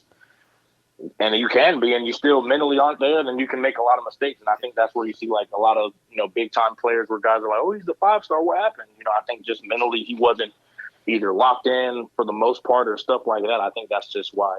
And if your head's not in it, you're not in the right headspace, just in your own head, you can put all that physical stuff away, and nothing's going to happen for you. You're going to make mistakes and everything else. So. Yep, and your physical ability, you can't even showcase it because mentally you're not in the right space. So I think, that's why I put so heavy emphasis on the mental part. Yeah, and that definitely goes on in life in general as well. I'm in sales now, and Ben, you kind of are familiar with sales. You both have done sales, and if your head's not in it, you're not selling anything. No doubt. And I've learned that, and I've actually had to go back to some of the football stuff that I learned and some of the motivational things to try to motivate myself and kind of learn when my head is not in the right spot. Anyway, we're going off into some crazy psychological talk, but I think people, I don't think the average fan understands how much your head has to be in the game and all that, and how much thinking there is to do on all this stuff. And honestly, I think it's harder now from even when I played, 4 years ago. I think it's so much harder just with, social media and now the NIL deals and everything. I think like that has just gone bonkers. I mean, I think guys, they just have so much more on their plate. Even when I was there, I wasn't worried about NIL deals. I wasn't worried about, too much about social media. I'm just here to play football and go to class, and that's it. Now guys, they have commercials. I got to post this on Instagram because they're asking me for this amount of money or for this. Like, it's so much more. And, so I think it's much harder to even stay focused on what your, ultimately your job is, and that's to perform on Saturdays. All right, real quickly, since you brought it up, what is your opinion on the NIL thing? I was a big, kind of not a big fan. I'm still not a fan. It's mixed. I'm all for guys making money. I think that, me personally, I think that now that they've introduced that, I think they have to take an approach of, you have to understand these are 18-year-olds, 19, 20-year-olds. Like, they're not going to understand what to do with some of the guys that are making a lot of money. And honestly, $50,000, any guy who's making $50,000, that's a lot of money to be making as an 18-year-old in college just for saying, hey, post this. So I think they need to. There has to be something that they can help these kids manage this money. Otherwise, I don't see how it ends greatly. I don't see how it will end in a good way, or it'll end up being good, because the money's not going to stop. That's just me. I think once guys start making plays and guys start wanting to be competitive, I think the money's just going to keep going higher. Kind of like the NFL. That's what it's going to end up turning into. It's going to turn into, guys are going to start making business decisions, which they're all in their right too. But I think that kind of taints the game a little bit college-wise. Right. My next thing was going to be, is it an amateur sport anymore? Because it's turning into the NFL. And again, I'm all for guys getting paid in college because, yeah, you're getting a full scholarship, but they're making millions of dollars off of you. And again, I think you should make something in return back. I'm saying some guys are making millions of dollars. To me, that's crazy for 19-year-olds. Good for them, all of that. But again, like you're saying, I think it's naturally going to happen. Guys, say O-linemen, they're going to start looking at their receivers like, hey, man, catch the ball. You're making millions of dollars. You should be catching every pass. It kind of eliminates that kind of bond that you have as players and teammates. It turns it more into a business, which I think that's the beauty of college football is that's the last amount of football where it's not a business, even though it kind of is. But I think that's the last time where you kind of play for your brothers and your teammates, and I think that's where it's kind of getting lost. So. Yeah, and that's where we recalibrate as fans too, because we used to. We used to say on this show together that, as early as 2 years back, we can't criticize these players. They're putting it all on the line for their university and they're just getting a scholarship. But it's over the past year, it's the player's making $1 million and it's he's a professional now, at least in the sense of it. And so, it's and as you said, Trey, and not all of them are making $1 million. I think the biggest trap with NIL is really the lack of representation that these athletes have. You just want them to be advised in the right way, and I think some universities are doing that well. Hopefully, UCF is doing that well. They seem to be.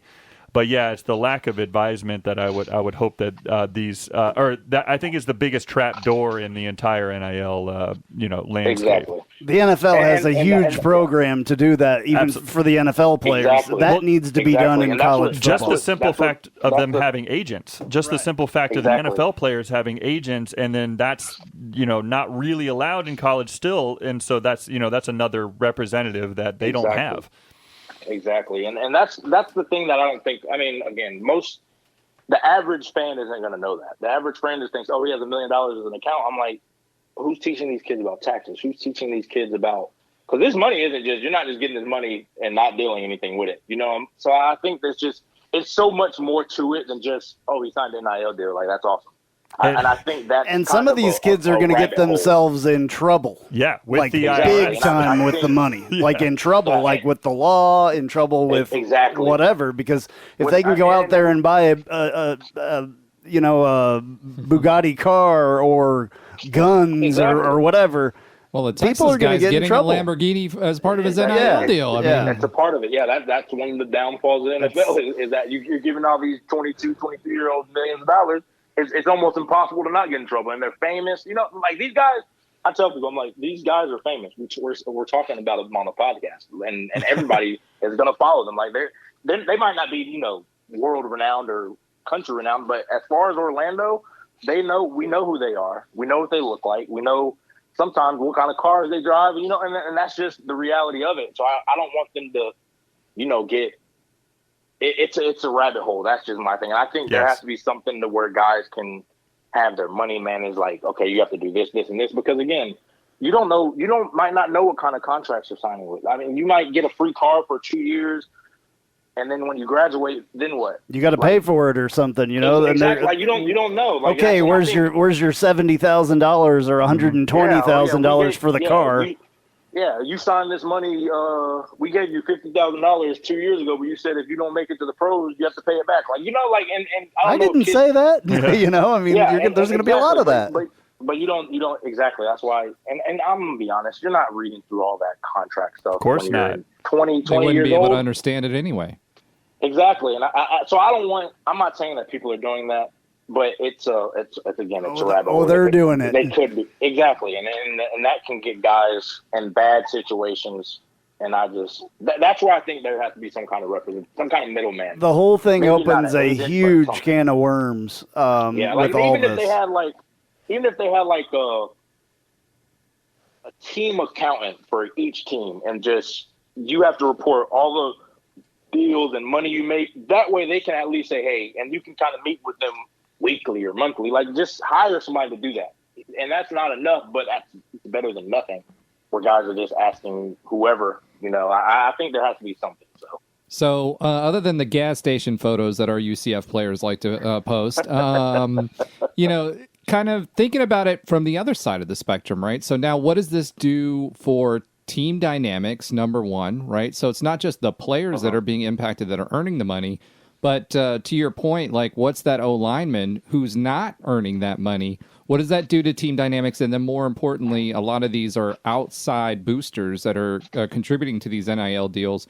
What does that do with the team dynamics on who plays? Like, hey, I paid for this dude to play. He better be playing as a freshman, even though he may need another year. You know what I mean? How does that work? What are your thoughts on that? I personally don't think that boosters should have that much of a call. But, in reality, boosters can get a head coach fired. They raise money to get guys buyouts and get them out of there. Gus Malzahn's a perfect example. Yeah, but they have the pool, so we're not going to just ignore it like they don't. But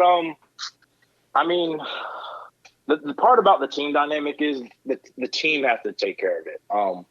It's one of those things where if the leaders aren't, if they're not managing it themselves, then you can run into problems. I remember the Peach Bowl year, McKenzie, he didn't practice for a couple of days, and we had some freshmen that were complaining, like, why are we practicing and he's not practicing? And we're like, listen here, dude. Like, let's be real. Like, this is freaking Mackenzie Milton. He's the guy. We're 12-0 because this guy is freaking balling. Like, if he needs a couple of days off, like, we're gonna give him a couple of days off. And the thing is, it wasn't like Shaquem's the one that said it. So, like, who's gonna tell Shaquem, like, no, you're wrong? Because Shaquem's the guy who leaders. Slept in the training facility. During camp. Exactly. So, like, he's putting in the work, and if he thinks that it's okay for him to get a rest, that's fine. And the coach is the reason. Like, I think there has to be an accountability thing. And I think, even thinking about, like, Tom Brady, he just went on his 11-day little hiatus. But guys understand, like, this guy is working harder than most of us. Like, we're not anything without him. Not to put him on a pedestal, but McKenzie also knew, like, don't take advantage of us because we're holding you that pedestal. So I think it has to come from within as far as, the team part of not letting guys get upset with each other. So. Yeah, and then you got the hair transplant. Brady needed the hair transplant, so that's why he had the days off. That being said, the other thing, and the last layer of this that, from my perspective is, what does that do at the parity level for NCAA football as a whole, right? So you see the consolidation in the conferences and those dollars. The Big Ten's talking about now the conference controlling payouts for schools. How can college football rebalance some of that parity? Because, a lot of these 3-star kids, we saw this recently, aren't getting a chance to play, right? Or, it's pushing them down. So how do we as a sport rebalance the scales for the conferences themselves to make sure that we're having parity and making sure teams like UCF, even though they're going into the Big Four, that they're not at a huge disadvantage with what's being paid out? My truthful opinion is I don't think that there's going to be anything to stop it. That's just me personally. I think that the SEC and the Big Ten drive so much money that they're going to – I personally think that people are going to start – it's not going to become an NCAA thing. But that's just maybe not in the next few years, but somewhere down the road I think it's going to be like a minor league football kind of thing. I think that's where it's leading. I think that the rabbit hole the hole's been dug too deep. I think that's the only way. If there was a way to stop it, I think that they would have to – there has to be some kind of like a middle ground.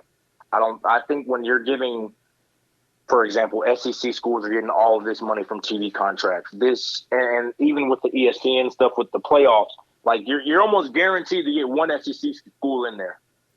And as biased as it is, yeah, they're a great conference, but it's so money driven.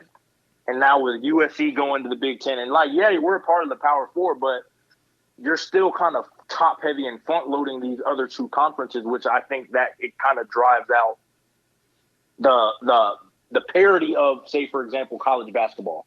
I think that's the only way. That to me, that's the only solution. I think you're going to have to expand to a 16, 20 team kind of playoff, because that's the only way teams are going to get a fair shot. That's the only way that you're going to be able to showcase, because then it's not going to be the same 4 teams.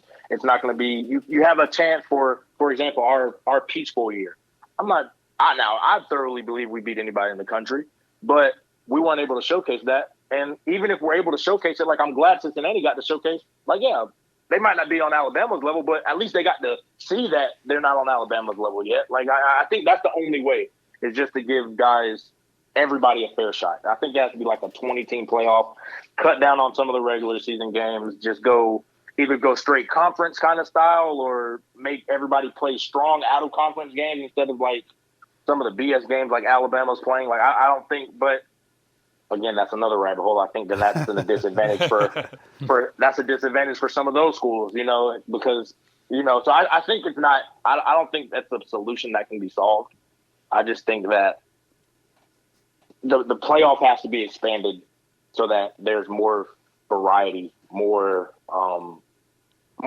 opportunity for those lower level schools that maybe they have a McKenzie Milton. Like, I'm going to be honest, when McKenzie Milton was on that field, we believed we could win every single game. I mean, as great as Shaquem was, as great as Mike Hughes was, as great as Jemias Pittman, all those guys, we were like, if we have 10, we can beat anybody in the country. Yeah, well, and I think there's a lot of schools like that. I'm sure there are where they have that, just that one guy who's special, but you're not going to get that opportunity because now it's going to be you're outside looking into that group of 4, and guys just get dissuaded. And now with the transfer portal, it's going to be hard. There's a great roadmap that the NCAA has proven that works, and they've done it for a long time in the FCS and the lower levels. They have a tournament. They have a 24 team or whatever tournament.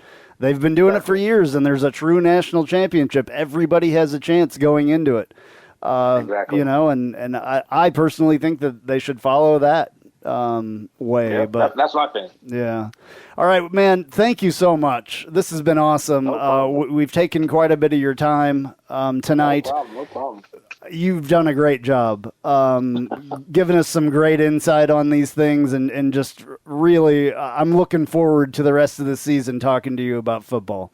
Absolutely. There's a lot of analysis and everything that we can do later on, but it was great to have a conversation like this, for sure. One last thing that I'm going to ask, and we all do this, and we did this with Kyle for years. What's your prediction for what's going to happen, like a score prediction for this week? We'll do this every week. Ooh, let me see. I mean, we know we're going to blow them out of the water, hopefully, but yeah, I think it'll be a 49-7, 49-7, or 49-10. I think it'll be easy. I think maybe a late score touchdown when you get some of those young guys in, just to kind of get their feet wet. I think, I remember when I was a freshman, I was just out there running around like a chicken with my head cut off. So I think, and we gave up a couple of points. So I think, I think the defense, I think they're going to handle those guys. I think offensively we're going to be really sound.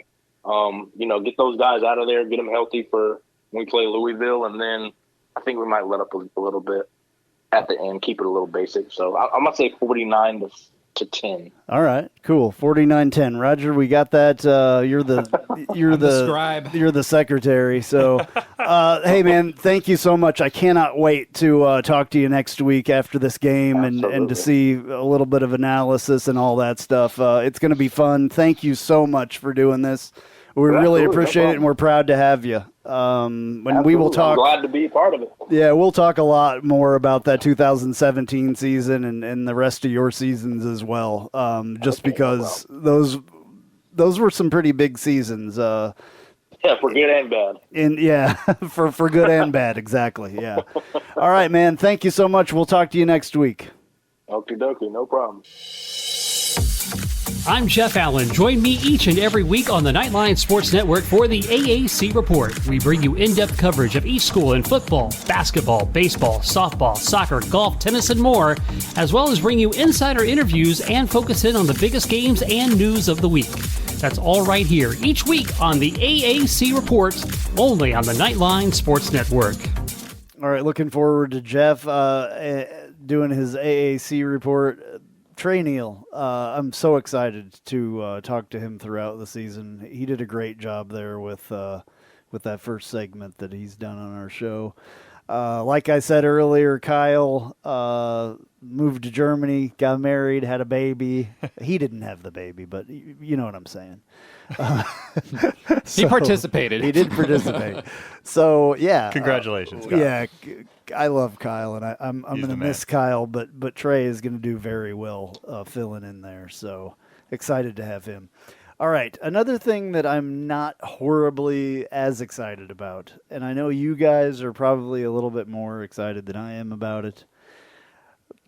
So there's going to be grinds by gears segment here for kind of. You go, we used to do one of NIL, those transfer portal and beer in the stadium. Beer in the stadium. There he goes you gave again. it away again. That's the second time you've Dude, given. it's about suspense. You got to build it up.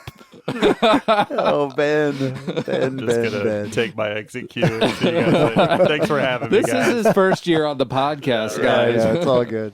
It's fine. We're not taking this so seriously. All right. Anyway, beer in the stadium. Everybody, beer. I don't even. There's White Claw. There's all kinds of other stuff.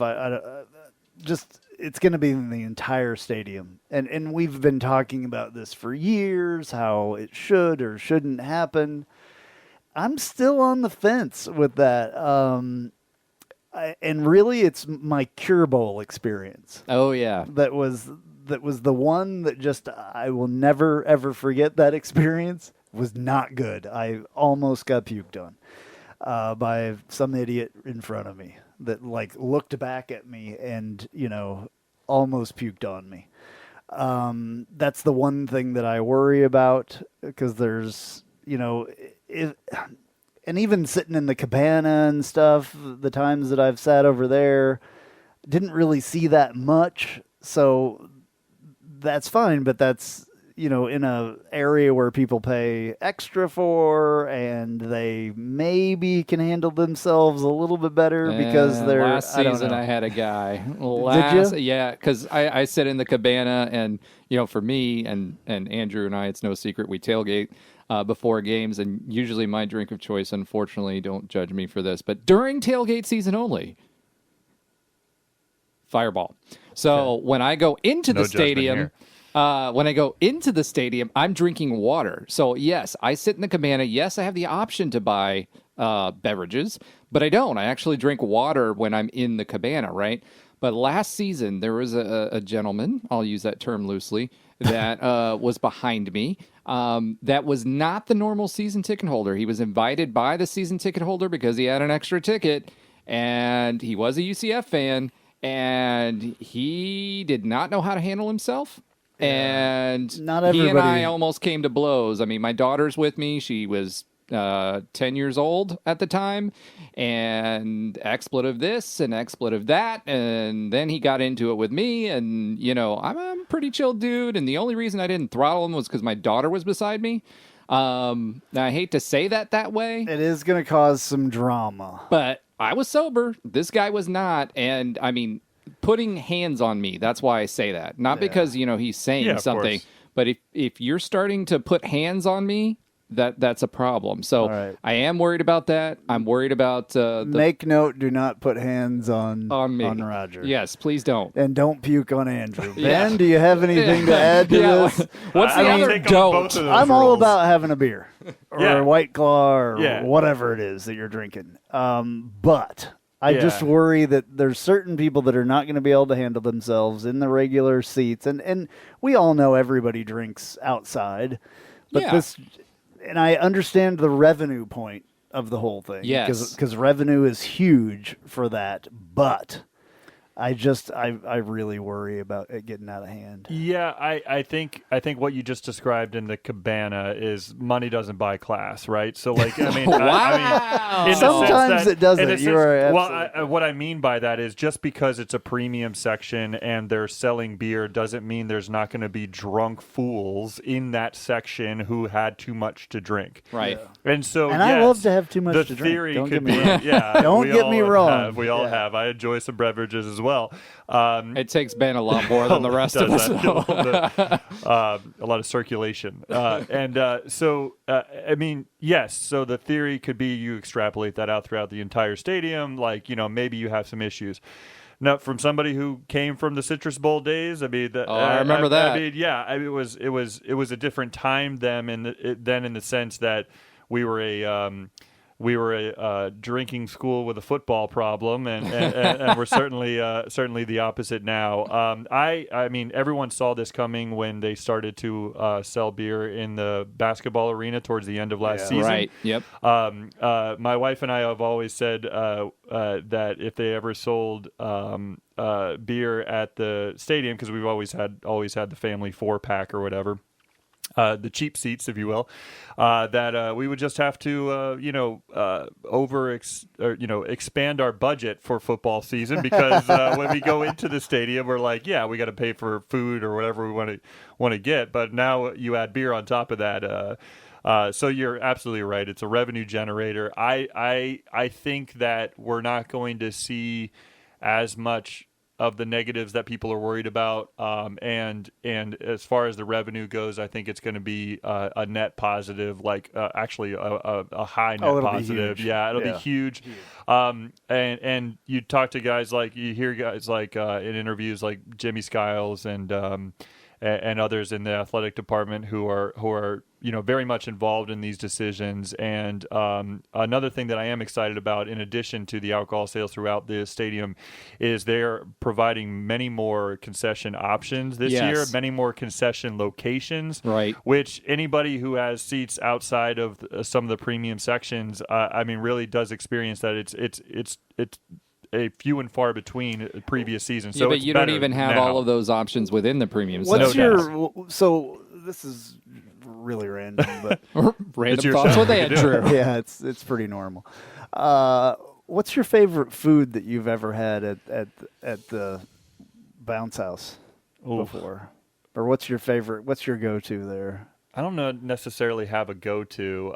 Because I'm always starving because I've been drinking all day. I'm going to drink less this season, by the way. But anyway, that's another story altogether.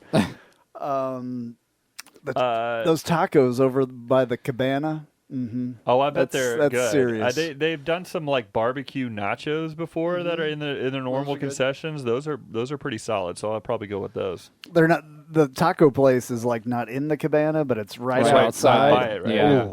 Lord have mercy. Those are good. Check that out. So for us, right, especially during noon games, we always got the Citronas ever since it rolled out. However, they've now added Jeremiah's. So we double dip. We will have a Citronat, and then we will walk outside and get some Jeremiah's, and then come back in. Regular food, since you said ever had, for me, it was Four Rivers when it was good. Yeah. The last time I had it, the OG Four Rivers was horrible. That's why I said when it was good. Yeah. When they had it in the stadium, it was it hit the spot. Mm-hmm. All right. Well, it's those tacos without question. So I'm looking forward to some of those. What else do we got? This is kind of a weird we didn't one. We didn't even talk about uniforms. Yeah, because is that really that big? I know it's a big deal to a lot of people. Well, it is. I think it's wasn't a bigger deal that it was underwhelming. Excited. Yeah, it was underwhelming. It was underwhelming, especially coming from where we were and how the excitement we were There was Oregon one of that the was East, kind of cool. I'd have to pull those. The blacked out one. There was a blacked out one, and then there was a helmet that was a little bit different. I think that was the night out, or was it night out? I think it was called. Yeah, it might have been. I think the font of the numbers and letters, letters of the players' names, I think that's pretty. It's really straight lined. I think it kind of looks cool, but subtle changes. We wore right? the white helmets a lot last year. Well, they did was say probably we'd a have good thing with the Florida Heat, but we'd have 3 different colored helmets. The gold is making a comeback in the jerseys. And to your point about the font, the reason UCF did that was because Nike actually owned the other font. And so we created our very own font that we own so that we can put it across all of the marketing channels on our own without paying Nike. That's why we did it. Interesting. Okay. Geniuses over there on the Nike side, and geniuses for us to create make our sure own. create our own. Yeah. And it looks pretty cool. I mean, that's a good font to own. I can't figure out the stars. It's like 3 teeny little stars on the pant leg. Like I know they're the UCF stars. Nobody's been able to give me a good reason for putting that on there, and they're so small. It's like why even put them in there? At least make them more pronounced. Wish we had some helmet stickers. That would be kind of cool. You know, I've always liked the helmet little stickers. like a sword or a knight head would be awesome. Nitro head. Yeah, would be for cool, every it'd be really big neat. play or something that you make. The helmet stickers are cool. Ohio State still does that. Michigan State, a lot of Big Ten teams do. Yeah, I think I automatically think of Ohio State when I think about that. But they also wear the same helmet. The question is yeah, that's true. Do those guys use the same helmet every game unless it like breaks? Usually you have a couple. I think. Like for us, it would be like, okay, so our guys are out there, our equipment guys, since we're using the same white helmets all the time. Maybe, last season it would have been cool to do that, but now that we've got 3, maybe it creates a little extra work. Who knows? Yeah, I think the mixing they weren't very clear when they announced the uniforms, but I'm interested to see how they're going to mix and match the colors, if they're going to mix and match the colors. Anthracite's gone. Yeah, I'm sad about that. RIP, the pewter's gone. Yeah, but I like the anthracite. it's cool. Kind of we had an abundance of uniforms. I think it would be. It's probably better just to have. I don't mind the simplification of it. I did like some of the anthracite stuff though. Well, I thought it was cool. Terry's explanation was, he thought some of our jerseys looked like practice uniforms. Number 1, because of the color schemes. And then number 2, he said going into the Big 12, his big thing was we have black and gold. Most other teams want a blacked out uniform. We should be highlighting our main colors because of that. So that was his take, or at least his spin on why he chose that. He's the boss. And he was very heavily involved in the decision making on this. Okay. Well, as he should be. Alrighty, I think it is time for the Tijuana Flats Hot Take of the Week. Welcome to the Tijuana Flats Hot Take of the Week. Visit TijuanaFlats.com for takeout or delivery, or visit your local Tijuana Flats. Tex-Mex for everyone.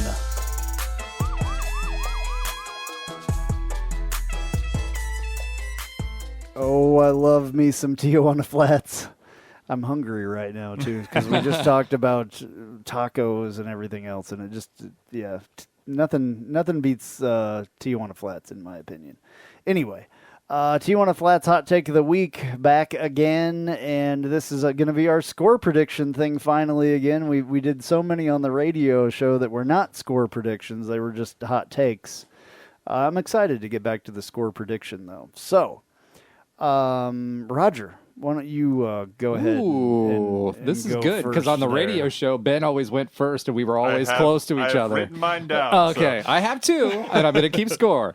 Okay, so for my Tijuana Flats hot take of the week this week, I'm going to go UCF 49, SC State 17, because we're going to march out. We're going to be ahead quite a bit, and SC State last year actually was, I believe, an 8-win team, and I expect them to continue to have their starters out there, and we'll trot out our 3rd and 4th string guys to give them an opportunity, and we have a penchant in the past for giving up late TDs. All right, Ben? 42 zip. Whoa! 42 zip. We are going to pitch a shutout. I think we're not messing around on defense this year. I think I think we're going to shut them out. 42 zip. And a little bonus prediction. I think that we're going to see not only Thomas Castellanos in this game, but I think we're going to see Jordan McDonald as well. I agree with that. I think there's no doubt he's going to redshirt this year, but I think that if there's a game to trot him out there and show the fans what he can do. And he's been another one on the lips of a lot of people. Jordan McDonald as well. Okay. All right. 42 zip.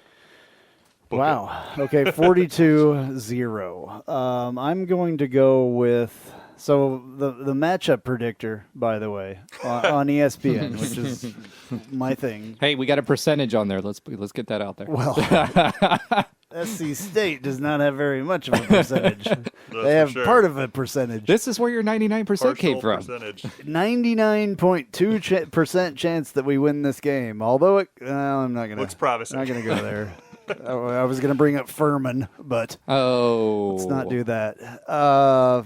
99.2 to 0.8, 0.8% for. So I know we're going to win the game.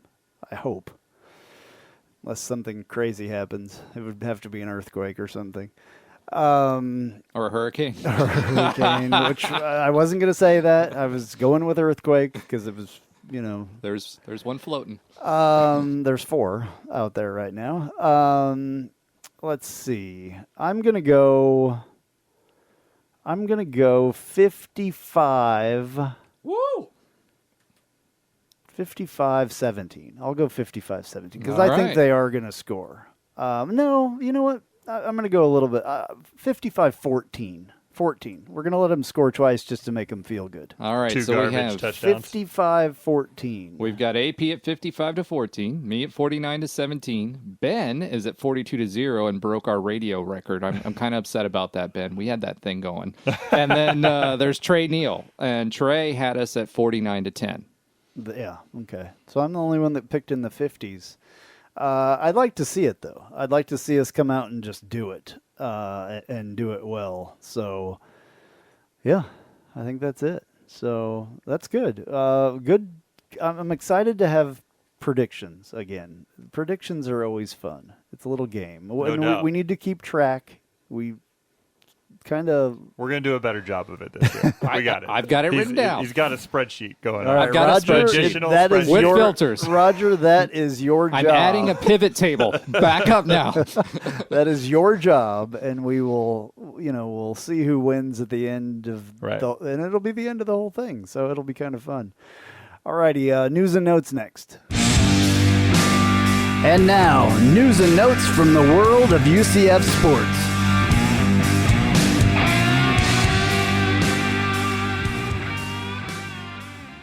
All right, here we go with my least favorite part of the show because I always mess something up. Number 23 women's soccer is 2-0-2 after winning against Florida Gulf Coast 3-1. They tied LSU 1-1 and defeated Florida 3-0 this season so far. Congratulations, ladies. They will play the University of North Florida Thursday, September 1st at 7 p.m., although I'm hoping you are all at the football game and can catch that on a replay. All right, and following up women's soccer, we've got UCF men's soccer has also started their season. They started at number 15 Wake Forest. Unfortunately, they dropped that one 0-1. However, that was a close game with great goalkeeping by our Knights. They continued their campaign this evening versus the University of North Florida at home and won 2-1 and will be playing at Florida Gulf Coast this Friday, September 2nd at 7 p.m. All right, UCF women's volleyball will kick off their season Friday, September 2nd versus Syracuse at home, and we'll follow up that game versus future Big 12 conference mate Kansas State, which is AP's favorite team. No. The next day, September 3rd at 7 p.m. at home.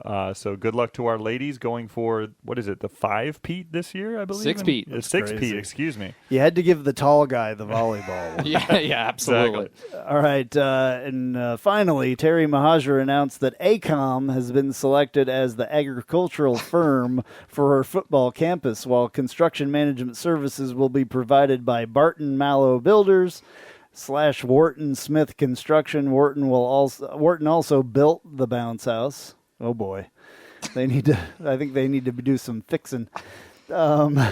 I'm lost now. We're one step closer to the next step in our facilities strategy that will start phase 1 with the Nicholson Plaza and the relocation of the practice fields and Recovery Cove. Again, this leaves the Cows at number 2 because they do not have a stadium of their own. And we will not be planting any corn. It's the architectural firm. Yeah, so that's good. It's good. All right, guys, this has been a blast to do this again. It's been Knightline 273. I'm Andrew Phegley. And I'm Roger Phipps. And I'm Ben Stout. Go Knights! Charge on!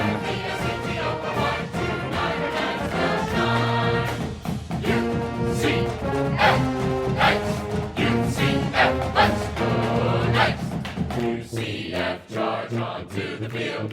With our spirits, we'll never yield.